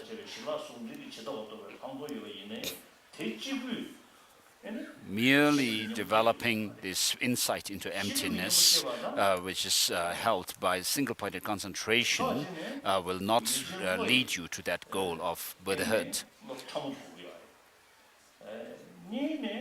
So you need, in order to overcome what is known as the cognitive obscurations that are in us, which hinder us from seeing everything as it is, we need to develop a mind or an insight using the very subtle, innate, clear-light mind. So in order to fulfill the purpose, the complete or the total purpose of meditation on emptiness, we need to also couple the insight into emptiness using that very subtle mind with the bodhicitta, this altruistic intention. So without bodhicitta, you cannot reach Buddhahood. If you have bodhicitta, if you develop bodhicitta, then there is possibility for Buddhahood. So this bodhicitta delineates whether you are going to become a Buddha in the end or not. And so, thinking of benefiting all sentient beings who are infinite,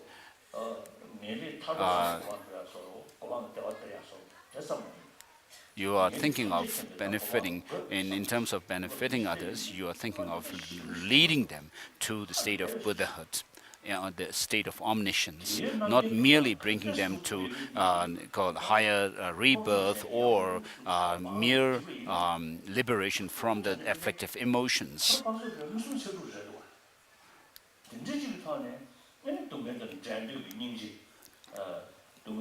And so, when you think about along these lines, then you will be able to feel that there is possibility of attaining Buddhahood, and then when you see that this is possible for you, you'll see others in this condition where they are ignorant about the reality of things and so forth, and therefore you feel compassion, which helps us to bring about bodhicitta within ourselves, and therefore have this firm determination to become a Buddha in the end for the benefit of all sentient beings. So, when you say this verse, to the Buddha, Dharma, and the Supreme Assembly, I take refuge until enlightenment. And here, the enlightenment is the great enlightenment, which is Buddhahood. according to Mahayana Uttara Tantra by Maitreya, which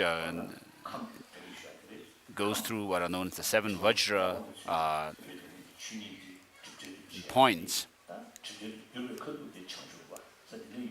And one of them is the Buddha nature that is within ourselves, because of which we can see there's possibility of Buddhahood for ourselves.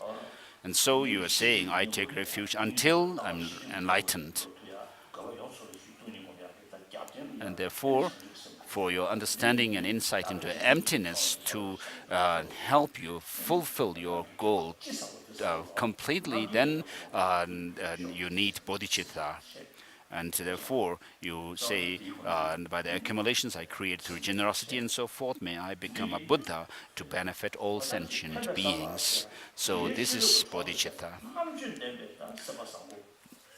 So this kind of altruistic attitude, which is based and founded on reason, is going to be very firm and stable and powerful. But although I do not claim to have bodhicitta, but when I reflect on bodhicitta, it really gives me so much feeling that I shed tears and this hairs on my body stand on end and so forth. And then you can dedicate your resources, body, speech, and mind, and so forth, for others' well-being. And because bodhicitta is developed on reason, based on reason, by doing critical thinking, reflection, and analysis, which are done by great masters like Nagarjuna and so forth. And for bodhicitta, development of bodhicitta, cultivation of bodhicitta, Shantideva's Bodhisattvacharya Avatara is the best text, and as a supplement or the support for that, there are texts written by Master Nagarjuna, such as Ratnavali and so forth. And therefore, when you have some sense of bodhicitta, then you will have self-confidence and courage to work for others. So if you can have this attitude, altruistic attitude, you will have peace of mind, health, good health. It helps you in short-term and long-term goals. Whereas, contrary to that, if you remain selfish, you will not reach Buddhahood. There's no happiness in this life as well. Therefore, Shantideva says, without exchanging the happiness of oneself with the suffering of others, there's live alone, attaining Buddhahood. Even in samsara, you will not have happiness. And therefore, Nagarjuna also dedicates that may I be able to dedicate myself for the sustenance of others, all sentient beings, becoming like elements and so forth, the fire and so forth. And so if you can have such an attitude, then it's worthy of you to have obtained this human life. And having met with the Buddha's teaching, we as Buddhists, of course, if we don't really practice what the Buddha has taught us, then it doesn't make sense to say that we are followers of the Buddha. I always say this, that although we do, in the 7-branch practice, we do request for teaching, but if the Buddha were to come here, and the Master Nagarjuna were to come here, they would say that, oh, I have given this teaching and that teaching, but you do not really study them. So we hear that amongst Tibetan kids, there are school kids, there are people those who take drugs, which is very sad. And so this is because of lack of instruction, good instruction from the teachers and the religious or spiritual instructors in the schools as well. The school children themselves alone are not to be blamed. So we need to be really serious with the practice of the Dharma, not leaving it just to customs and tradition. And so imagine the Buddha, medicine Buddha, then surrounded by the other medicine Buddhas, and then the Buddha Shakyamuni surrounded by Buddhas, Bodhisattvas, and the great masters of the past. And so this seven limb practice are prostration, and then making offering and confession, rejoicing in the merits, and urging the Tathagatas to turn the wheel of Dharma, giving teaching, and then requesting not to remain and not pass away, and dedicating the roots of virtues. So you, lying amongst humans, go into freedom in the present, past, and future in the worlds of 10 directions. To you all, with my body, speech, and sincere mind, I bow down. With the energy of aspiration for the Bodhisattva way, with a sense of deep respect, and with as many bodies as atoms of the world, to all you Buddhas visualize this real, I bow down. On every atom are Buddhas numberless as atoms, each amidst a host of Bodhisattvas, and I am confident the sphere of all phenomena is entirely filled with the Buddhas in this way. With infinite oceans of praise for you, an ocean of sound from the aspects of my voice, I sing the breathtaking excellence of Buddhas and celebrate all of you gone to bliss. Beautiful flowers and regal garlands, sweet music, scented oils and parasols, sparkling lights and sublime incense, I offer to you, victorious ones. Fine dress and fragrant perfume, sandalwood powder, heaped high as Mount Meru, all wondrous offerings in spectacular array, I offer to you, victorious ones. With transcendent offerings, peerless and vast, with profound admiration for all the Buddhas, with strength of conviction in the Bodhisattva way, I offer and bow down to all victorious ones. Every harmful action I have done with my body, speech, and mind, overwhelmed by attachment, anger, and confusion, all these I openly lay bare before you. I lift up my heart and rejoice in all positive potential of the Buddhas and Bodhisattvas in directions of solitary realizers, hearers still, training, and those beyond, and all ordinary beings. You who are the bright lights of worlds in 10 directions, who have attained a Buddha's omniscience through the stage of awakening, all you who are my guides, please turn the supreme wheel of Dharma. With palms together, I earnestly request you who may actualize parinirvana, please stay with us for eons, numberless as atoms of the world, for the happiness and well-being of all wanderers in samsara. Whatever slight positive potential I may have created, by paying homage, offering, and acknowledging my faults, rejoicing and requesting that the Buddhas stay and teach, I now dedicate all this full awakening. So because everyone knows this verse, we'll use it for the bodhicitta ceremony. Please kneel on your right knee. If you follow the ceremony,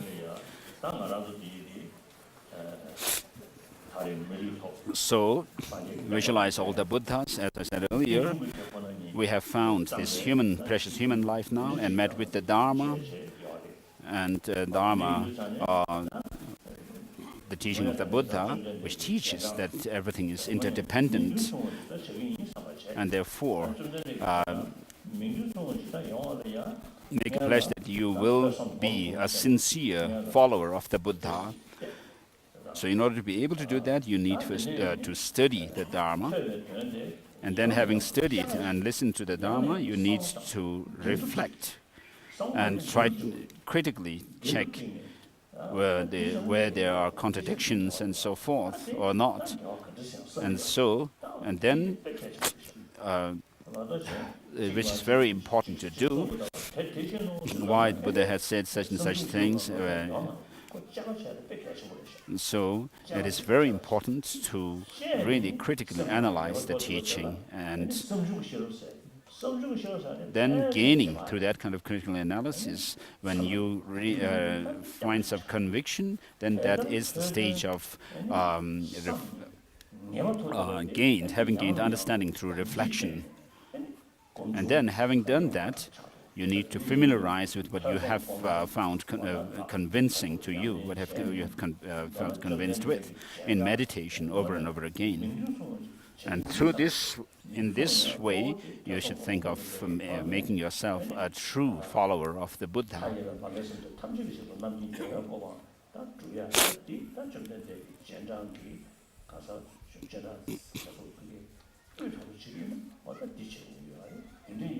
So to be a really good and true follower of the Buddha, you have to go through this process of hearing, reflecting, and meditating, and then make this determination to become a Buddha and follow these, repeat this to the Buddha, Dharma, and Supreme Assembly. I take refuge until I'm enlightened. By the accumulations created through generosity and so forth, may I become a Buddha to benefit all sentient beings. So when you say, I take refuge until I'm enlightened, you come across this word I, and then when you say, by the accumulations I create, you come across it a second time. So of course your body and your mind are not you. You should think that I'm not my body nor my mind, but I am an entity which is designated on the basis of the combination of body and speech, the body and the mind. And then, so when you do this kind of analysis into the ultimate nature of things, even the Buddha does not exist. But with you and the Buddha exist by way of convention. As Chandrakirti says, just as a chariot is designated on the basis of its parts that are put together, likewise a being is designated on the basis of the psychophysical aggregates. And therefore, Chandrakirti says, when you do the sevenfold reasoning, analysis through the sevenfold reasoning, of course the chariot and the self cannot be found, but then in conventional terms, the self or the person exists. So when you think about this I and try to find it within your body and the mind, of course you will not be able to find it. But still, you should think that it's not the case that you do not exist at all, but you exist by way of designation and convention. And so on the basis of the body and the mind, you exist. And therefore, when you say, by the accumulations I create through body, speech, through generosity and so forth, may I become a Buddha in order to benefit all sentient beings. So to be inclusive, you should say not just by the merit, but accumulations to the Buddha. So, sorry. To the Buddha, Dharma, and the Supreme Assembly, I go for refuge until I'm enlightened. Through the accumulations I create through generosity and so forth, may I become a Buddha to benefit all sentient beings. Now, at the end of the third repetition, when you say, may I become a Buddha to benefit all sentient beings, you should think that you have the Buddhas and Bodhisattvas as your witness to work for the suffering sentient beings who do not want suffering but want happiness, but they are deprived of happiness. And therefore, by developing this wisdom, understanding the true nature of things, you should think of becoming a Buddha for the benefit of all sentient beings. We are not talking about just one lifetime, but and even not one aeon, but we are talking about having this determination until the end of space. To the Buddha, Dharma, and the Supreme Assembly, I take refuge until I'm enlightened. By the accumulations I create through generosity and so forth, may I become a Buddha to benefit all sentient beings. May this precious bodhicitta grow where it has not yet grown, where it has already grown, may it never decline but increase evermore. Today my life has borne fruit. Go born into the Buddha family. So come what may, from today I will not cause any decline to this bodhicitta. As long as space remains, as long as sentient beings remain, may I too remain to dispel the sufferings of the world. Please sit down.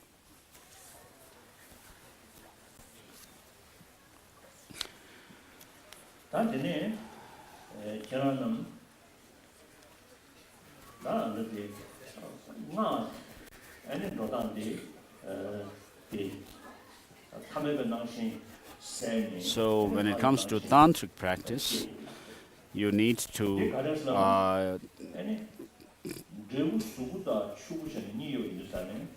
overcome this ordinary perception and clinging to yourself as ordinary being.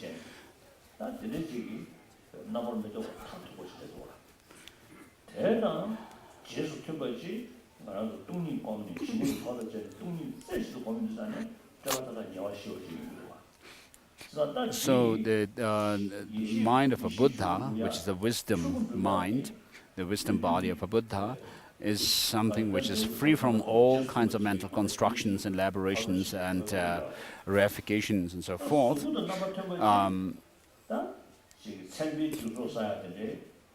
And therefore, in order to reach that goal, we need to meditate on cultivate a meditation where you have some resemblance to that state or the mind of a Buddha. And so, that Buddha, wisdom mind of a Buddha must come from a compatible cause. And if that is the case, then the physical form of a Buddha also must come from some compatible cause. And therefore, we talked about earlier, we talked about the inseparability of the three secrets in a Buddha, in the resultant state when you become a Buddha. And so if in the resultant state you need to attain such a inseparable body, speech and mind, you need to develop some resemblance to that, even on the path level. And so for that, we have the basis, which is the visualization of ourselves as a deity. It's not that you should think that this body that you have now is a form of a Buddha or a deity, because that's a wrong perception. And therefore, what has to happen is that you have to meditate on emptiness, and from within that meditation on emptiness, you transform into a deity. That is. And so you need to meditate on emptiness, and then dissolve yourself, and then arise from that meditation on emptiness into the deity. And therefore, we can do a practice of taking the three Buddha bodies into the path. So for ourselves to visualize as deities, we need to meditate on emptiness, and that meditation on emptiness, the mind meditating on emptiness, which takes the aspect of emptiness as its object, transforms into the deity. And so, and that serves as the basis for the ultimate wisdom mind of a Buddha in the end. And so in any Dharma, in any tantric practice that we do, we always come across this mantra, Om Swabhava Shuddha Sarva Dharma Swabhava Shuddha Swaha. And so that differentiates the Buddhist meditation or tantric practice into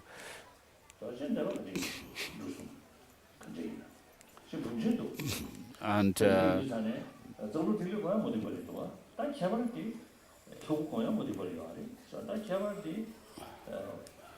so there are many aspects of tantric practice which are common to Hinduism as well, such as transference of consciousness and so forth. And so when I was in Argentina one time, I saw in the hotel some painting of Thanga painting, which has I doubted if it was a Buddhist Thanga painting or not, because on the Thanga, on the body of the image, there were lots of chakras and the channels, energy channels and so forth, and lots of them.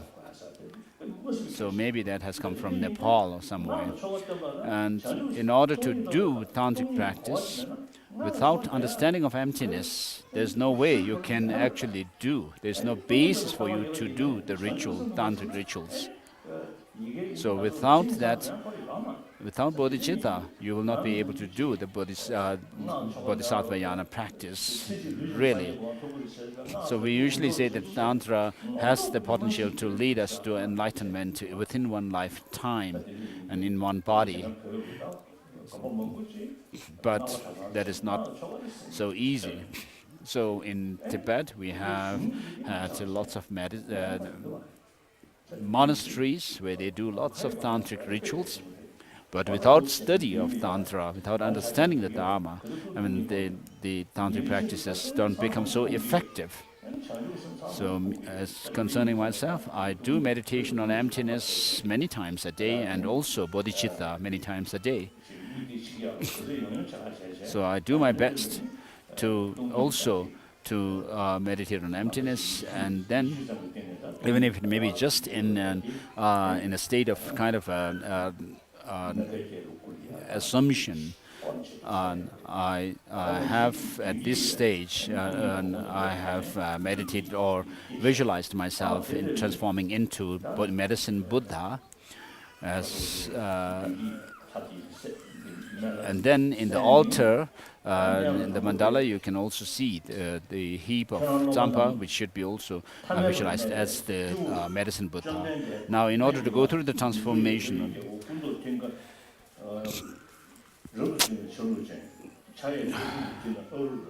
on your crown, meditate the medicine Buddha.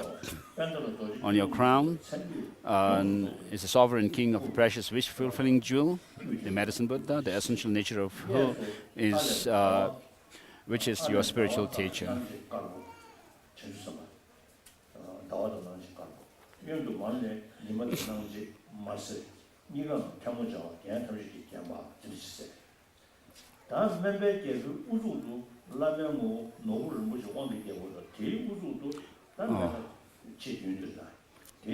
And so on your crown is the king of medicine, physicians, and then on top of it is the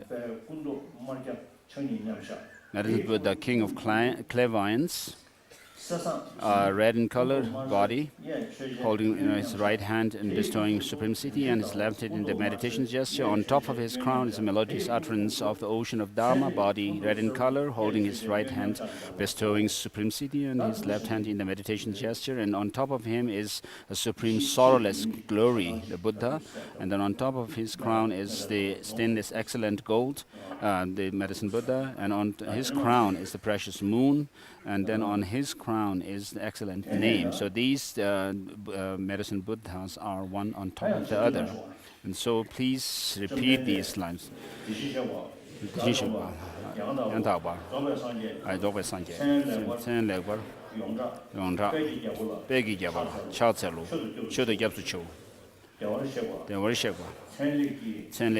So what you are saying is calling on the glorious renown of excellent name, but and making prostration. And then you say, O Sukha, the excellent name, please bless me and all sentient beings to instantly avail the fruits of your past aspirations, just as you have prayed. Having prayed thus, visualize Tathagata, excellent name, melts into the light and dissolves into the body of the jewel moon, which is the Buddha below him. So these seven Buddhas dissolve one into the other from top down. Then say, I bow down, make offering, and take refuge in you, O King of melodious sound, completely adorned with jewels, moon, and lotus, the transcendent Bhagavan, Tathagata, Arhat, perfect and fully enlightened one. O Sugata, jewel moon, please bless me and all sentient beings to instantly avail the fruits of your past aspirations, just as you have prayed. So having prayed, thus visualize Tathagata jewel moon melts into light and dissolves into the body of the stainless excellent gold. Then next, repeat, I bow down, make offering and take refuge in you, O precious glow of stainless excellent gold, who accomplished ascetic practices. This transcendent Bhagavan, Tathagata, Arhat, and perfect and fully enlightened one.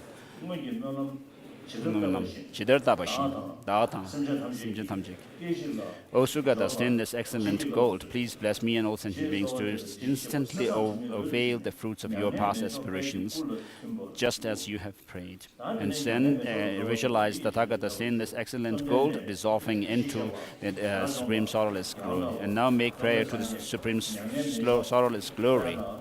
I bow down, make offering, and take refuge in you, O supreme sorrowless glory, the transcendent Bhagavan, Tathagata, Arahat, perfect and fully enlightened one.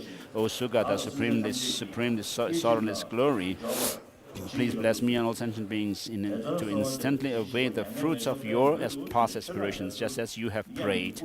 And this Tathagata, supreme sorrowless glory, dissolves into the melodious utterance of an ocean of Dharma.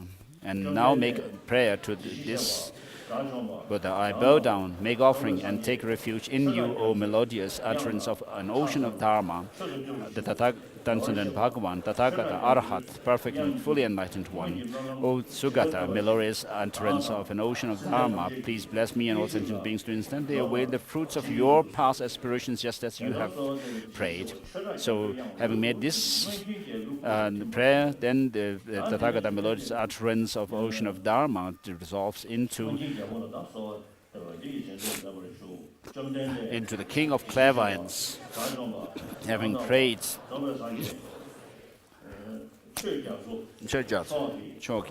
so I bow down to make offering and take refuge in you, O king of clairvoyance, the transcendent Bhagavan, Tathagata, Arhat, perfect and fully enlightened one. O Sugata, king of clairvoyance, please bless me and all sentient beings to instantly avail of the fruits of your past aspirations, just as you have prayed. So this king of clairvoyance now dissolves into the king of physicians. I bow down, make offering and take refuge in the Buddha, teacher of medicine, the king of with the radiance of that lazuli gem, transcendent Bhagavan, Tathagata, Arhat, perfect and fully enlightened one. O Sugata, king of physicians, please bless me and all sentient beings to instantly avail of the fruits of your past aspirations, just as you have prayed. So having prayed thus, visualize that the infinite light and rays of light come forth from the body of the Tathagata, king of medicine, physicians, filling your whole body from the crown to the sole of your feet, purifying all your sicknesses, illness, and obscurations, thereby turning your body like a piece of crystal clear, clear of corrosion and blemishes. So, of course, from the side of the Buddha, there is the compassion there to benefit us, and then our sickness and impurities and obscurations and so forth come from causes and conditions, and therefore, through certain causes and conditions, these defilements and impurities and so forth, sickness and so forth, can be overcome. And so,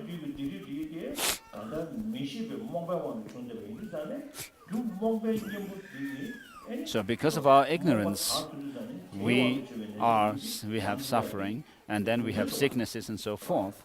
And therefore, this can be overcome, completely eliminated through the meditation and insight into emptiness, combined with the bodhicitta. So here, we are not talking about purifying of negativities that is on some inanimate object, but we are talking about purifying our mind. So because these impurities have come through causes and conditions, they can be overcome.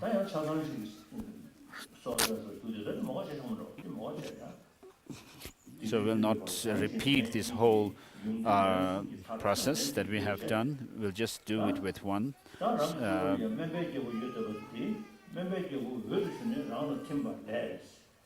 And then the king of physicians melts into light and dissolves into you. Thereby you transform into the Buddha, teacher of medicine, whose body is dark blue in color. And so when you think about yourself, from crown down to the sole of your feet, where this I is, if you think, whether in dream state or waking state, or where this I is, if you think about them,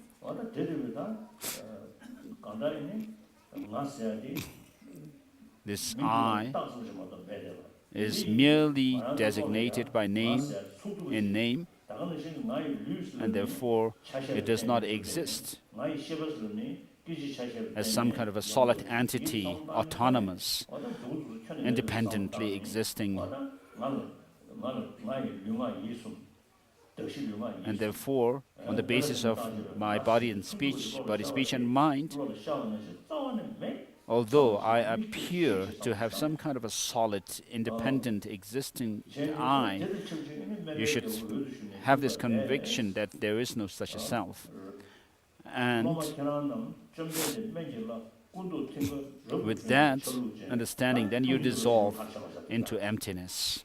And so the aspect of the mind meditating on emptiness transforms into yourself as the Buddha, teacher of medicine.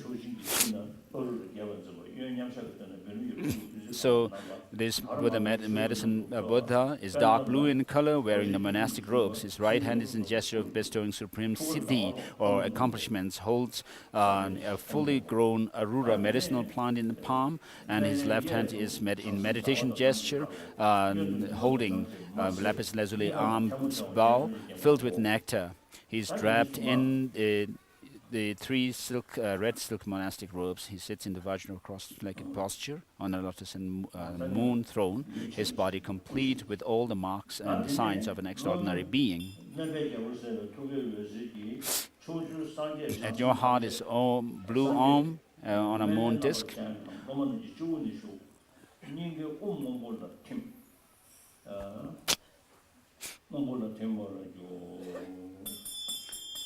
So, from the heart of the Guru, from the Om syllable at the heart of the Guru, rays of light go out, and they invoke the blessings of the Buddhas and Bodhisattvas in directions, and they dissolve into the Om at your heart. And so your body, speech, and mind on the crown, throat, and heart are marked with Om, Ah, and Hum syllables, representing the body, speech, and mind. And then the flower is touched on your crown.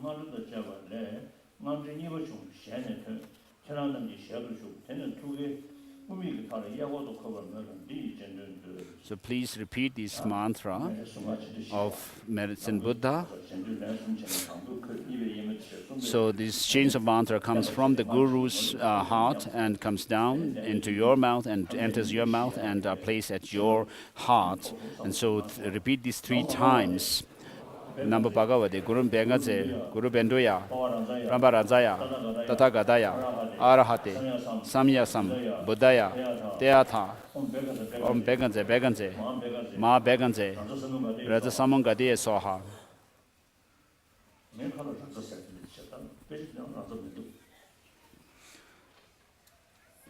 The text itself doesn't give rasa, but it comes out from my mouth.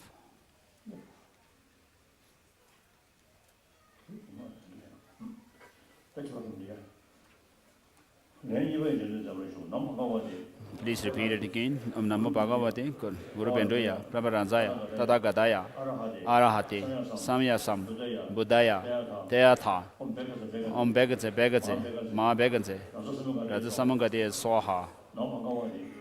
The Guru's mantra dissolves in your mantra at the heart, and then Namo Bhagavate, Tathagataya, Arahate, Samyasam, Buddhaya, Teatha, Om Beganze, Ma Beganze, Raja Samangadiya Soha. So the mantra at your heart is stabilized. Please repeat this also. Master, please think of me from now on until I reach the essence of enlightenment. I'll take the Buddha of medicine as my meditation deity. So this is not supposed to be used for repetition. Master, please say your name. I, known by this name, from now until enlightenment. Until I reach enlightenment, I'll take Buddha medicine Buddha, as my meditational deity and recite his mantra, whatever number I can on a daily basis. Whatever number I can recite on a daily basis, I will do so. Whatever number I can recite his mantra on a daily basis, I will do so. So this completes the text, the transmission.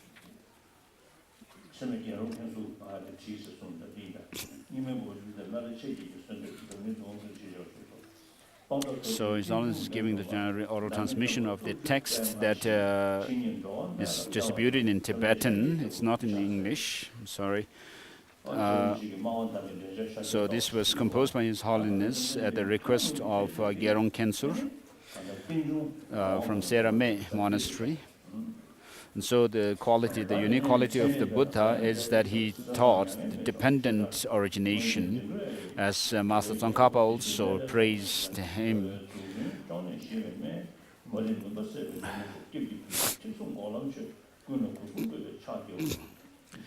So there's homage to the Buddha Shakyamuni, and then the 7 medicine Buddhas, and then and to the homage to the Dharma and also the Sangha. So the text goes through the 7 limb offering, which are paying homage, making offerings, just confessing in misdeeds, and so on. And then says, may the aspirations, my aspirations, be fulfilled. I and others are the same, equal in the sense of wanting happiness and not wanting suffering, but we do not know the cause of suffering. And we always run after the causes of suffering. And so seeing this condition of us, please pacify the misfortunes at this degenerate age of ours.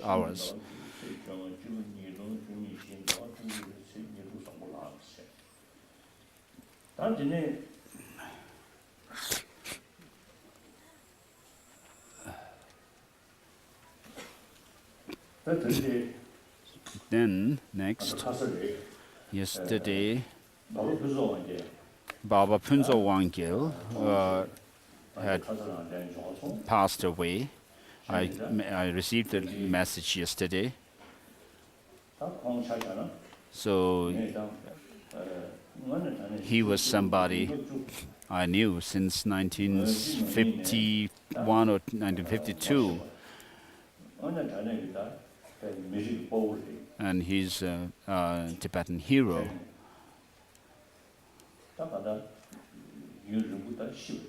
He was a Tibetan hero, and I had time been acquainted with him for a long time. I don't want to go into details. He was a Marxist, philosophically, and then, while being a Marxist, he had a very strong spirit of being Tibetan, and because of that strong Tibetan spirit, he was imprisoned later. And so, including him, many of the Tibetan Marxists I knew were imprisoned around 1957.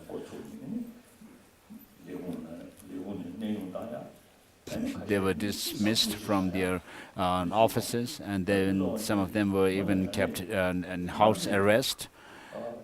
So this Mr. Phunzo Wangyal was someone who was really sincere and dedicated for the Tibetan people. He didn't have religious faith, but he had a very strong feeling of being Tibetan. spirit of Tibetan. As an example of that, one day when I was where I met Mao Zedong many times, and other Chinese officials and leaders. So Punzo Wangyal was my interpreter. So one day when we were talking, he said to me, looking at me, your presence, I saw you in Nobulinka many years ago. You were very small on a throne, but today you here grown so big. And then he loudly cried. So I felt a bit embarrassed. So he had a very strong Tibetan spirit. Maybe he also had some kind of a feeling of faith or something. So in the earlier part of his life, he was a communist without any religious faith. But yes, last year he sent me a photo of himself from Beijing.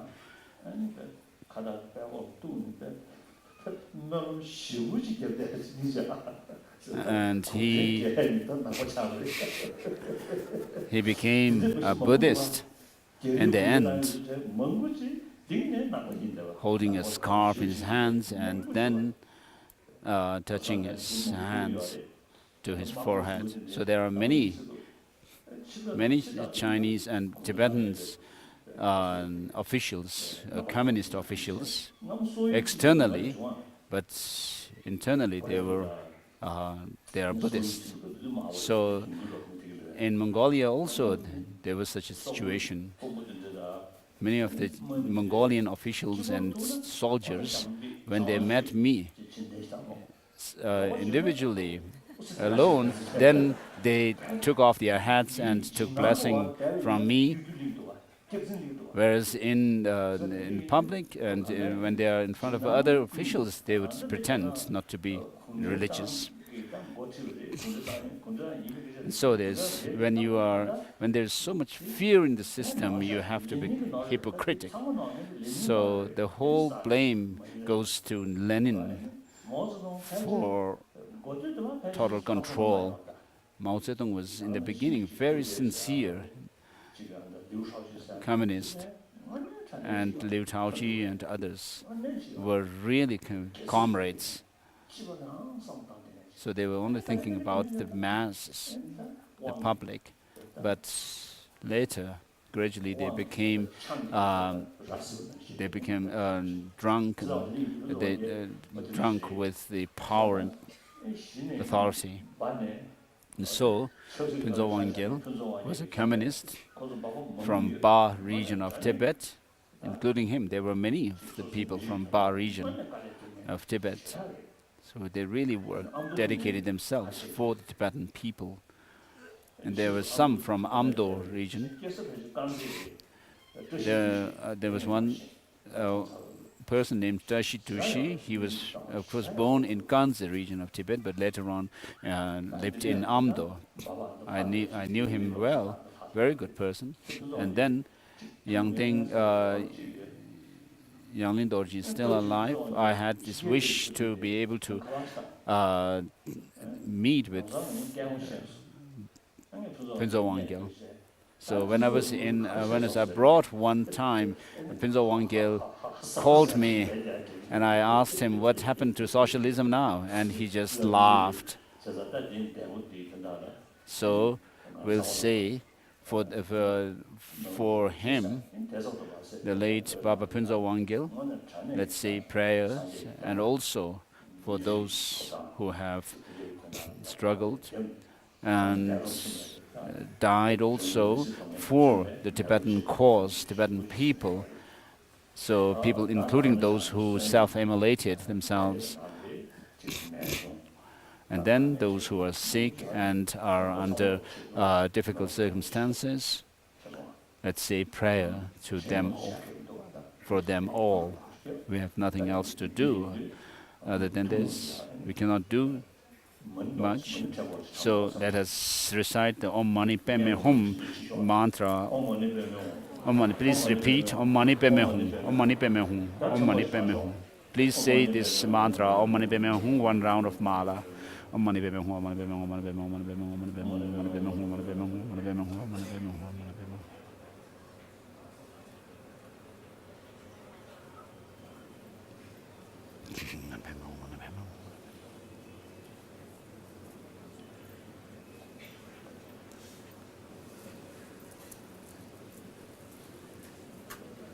Om Mani Padme Hum, Om Mani Padme Hum, Om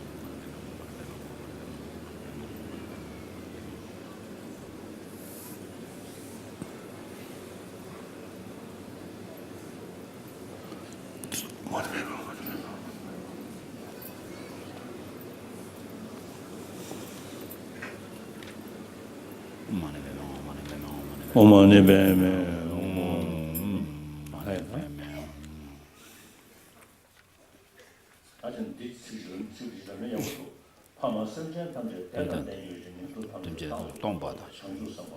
May all sentient beings, my parents, have happiness. May all the lower realms of existence be emptied. And may all the prayers of the bodhisattvas be fulfilled without hindrance. So keep in mind what I taught earlier, and then the students, you could also have discussions amongst yourselves about what I said, and don't just leave it, don't just think that you have received some teaching and which has not made any sense to you, but you just take that this session to be to have taken a class with me.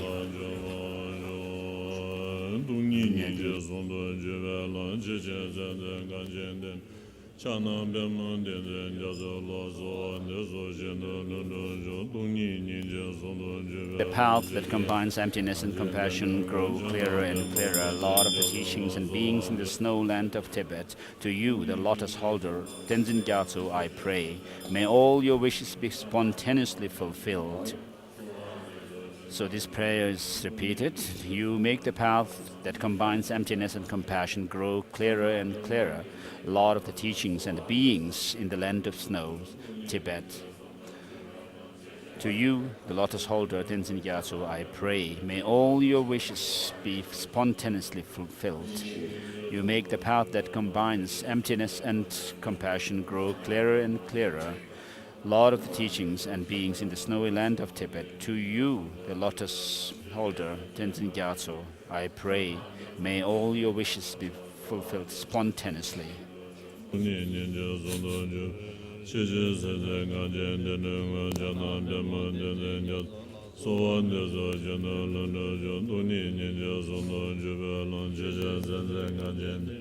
Chanam Bemun de Jazolo, so and the General Duni, Jazono, Juvelan, Jazazenga. Denzin Jazolo, so and the General Duni, Jazono, Juvelan, Jazazenga, Jenden. So and the General Duni, Jazono, Juvelan, Jazazenga, Jenden. Chanam Bemun de Jazolo, so and the General Joy, Gurana Mendel, Nianaya, Tame, and then Yazu, Bengajin, Yajon, Dula, Mojan, Tuson de Lama, Nayan, Meman, the Gorgeous, Sishin, Yonzon, Sunday, Yambem, Pendem, Bedojan, Dinzen, Gadan, Driven, Joan, Juju, Nam Jujan. Miseling in the Voyonam, Mamin, the Gana, and Yana, Sugan, and the Mugiju,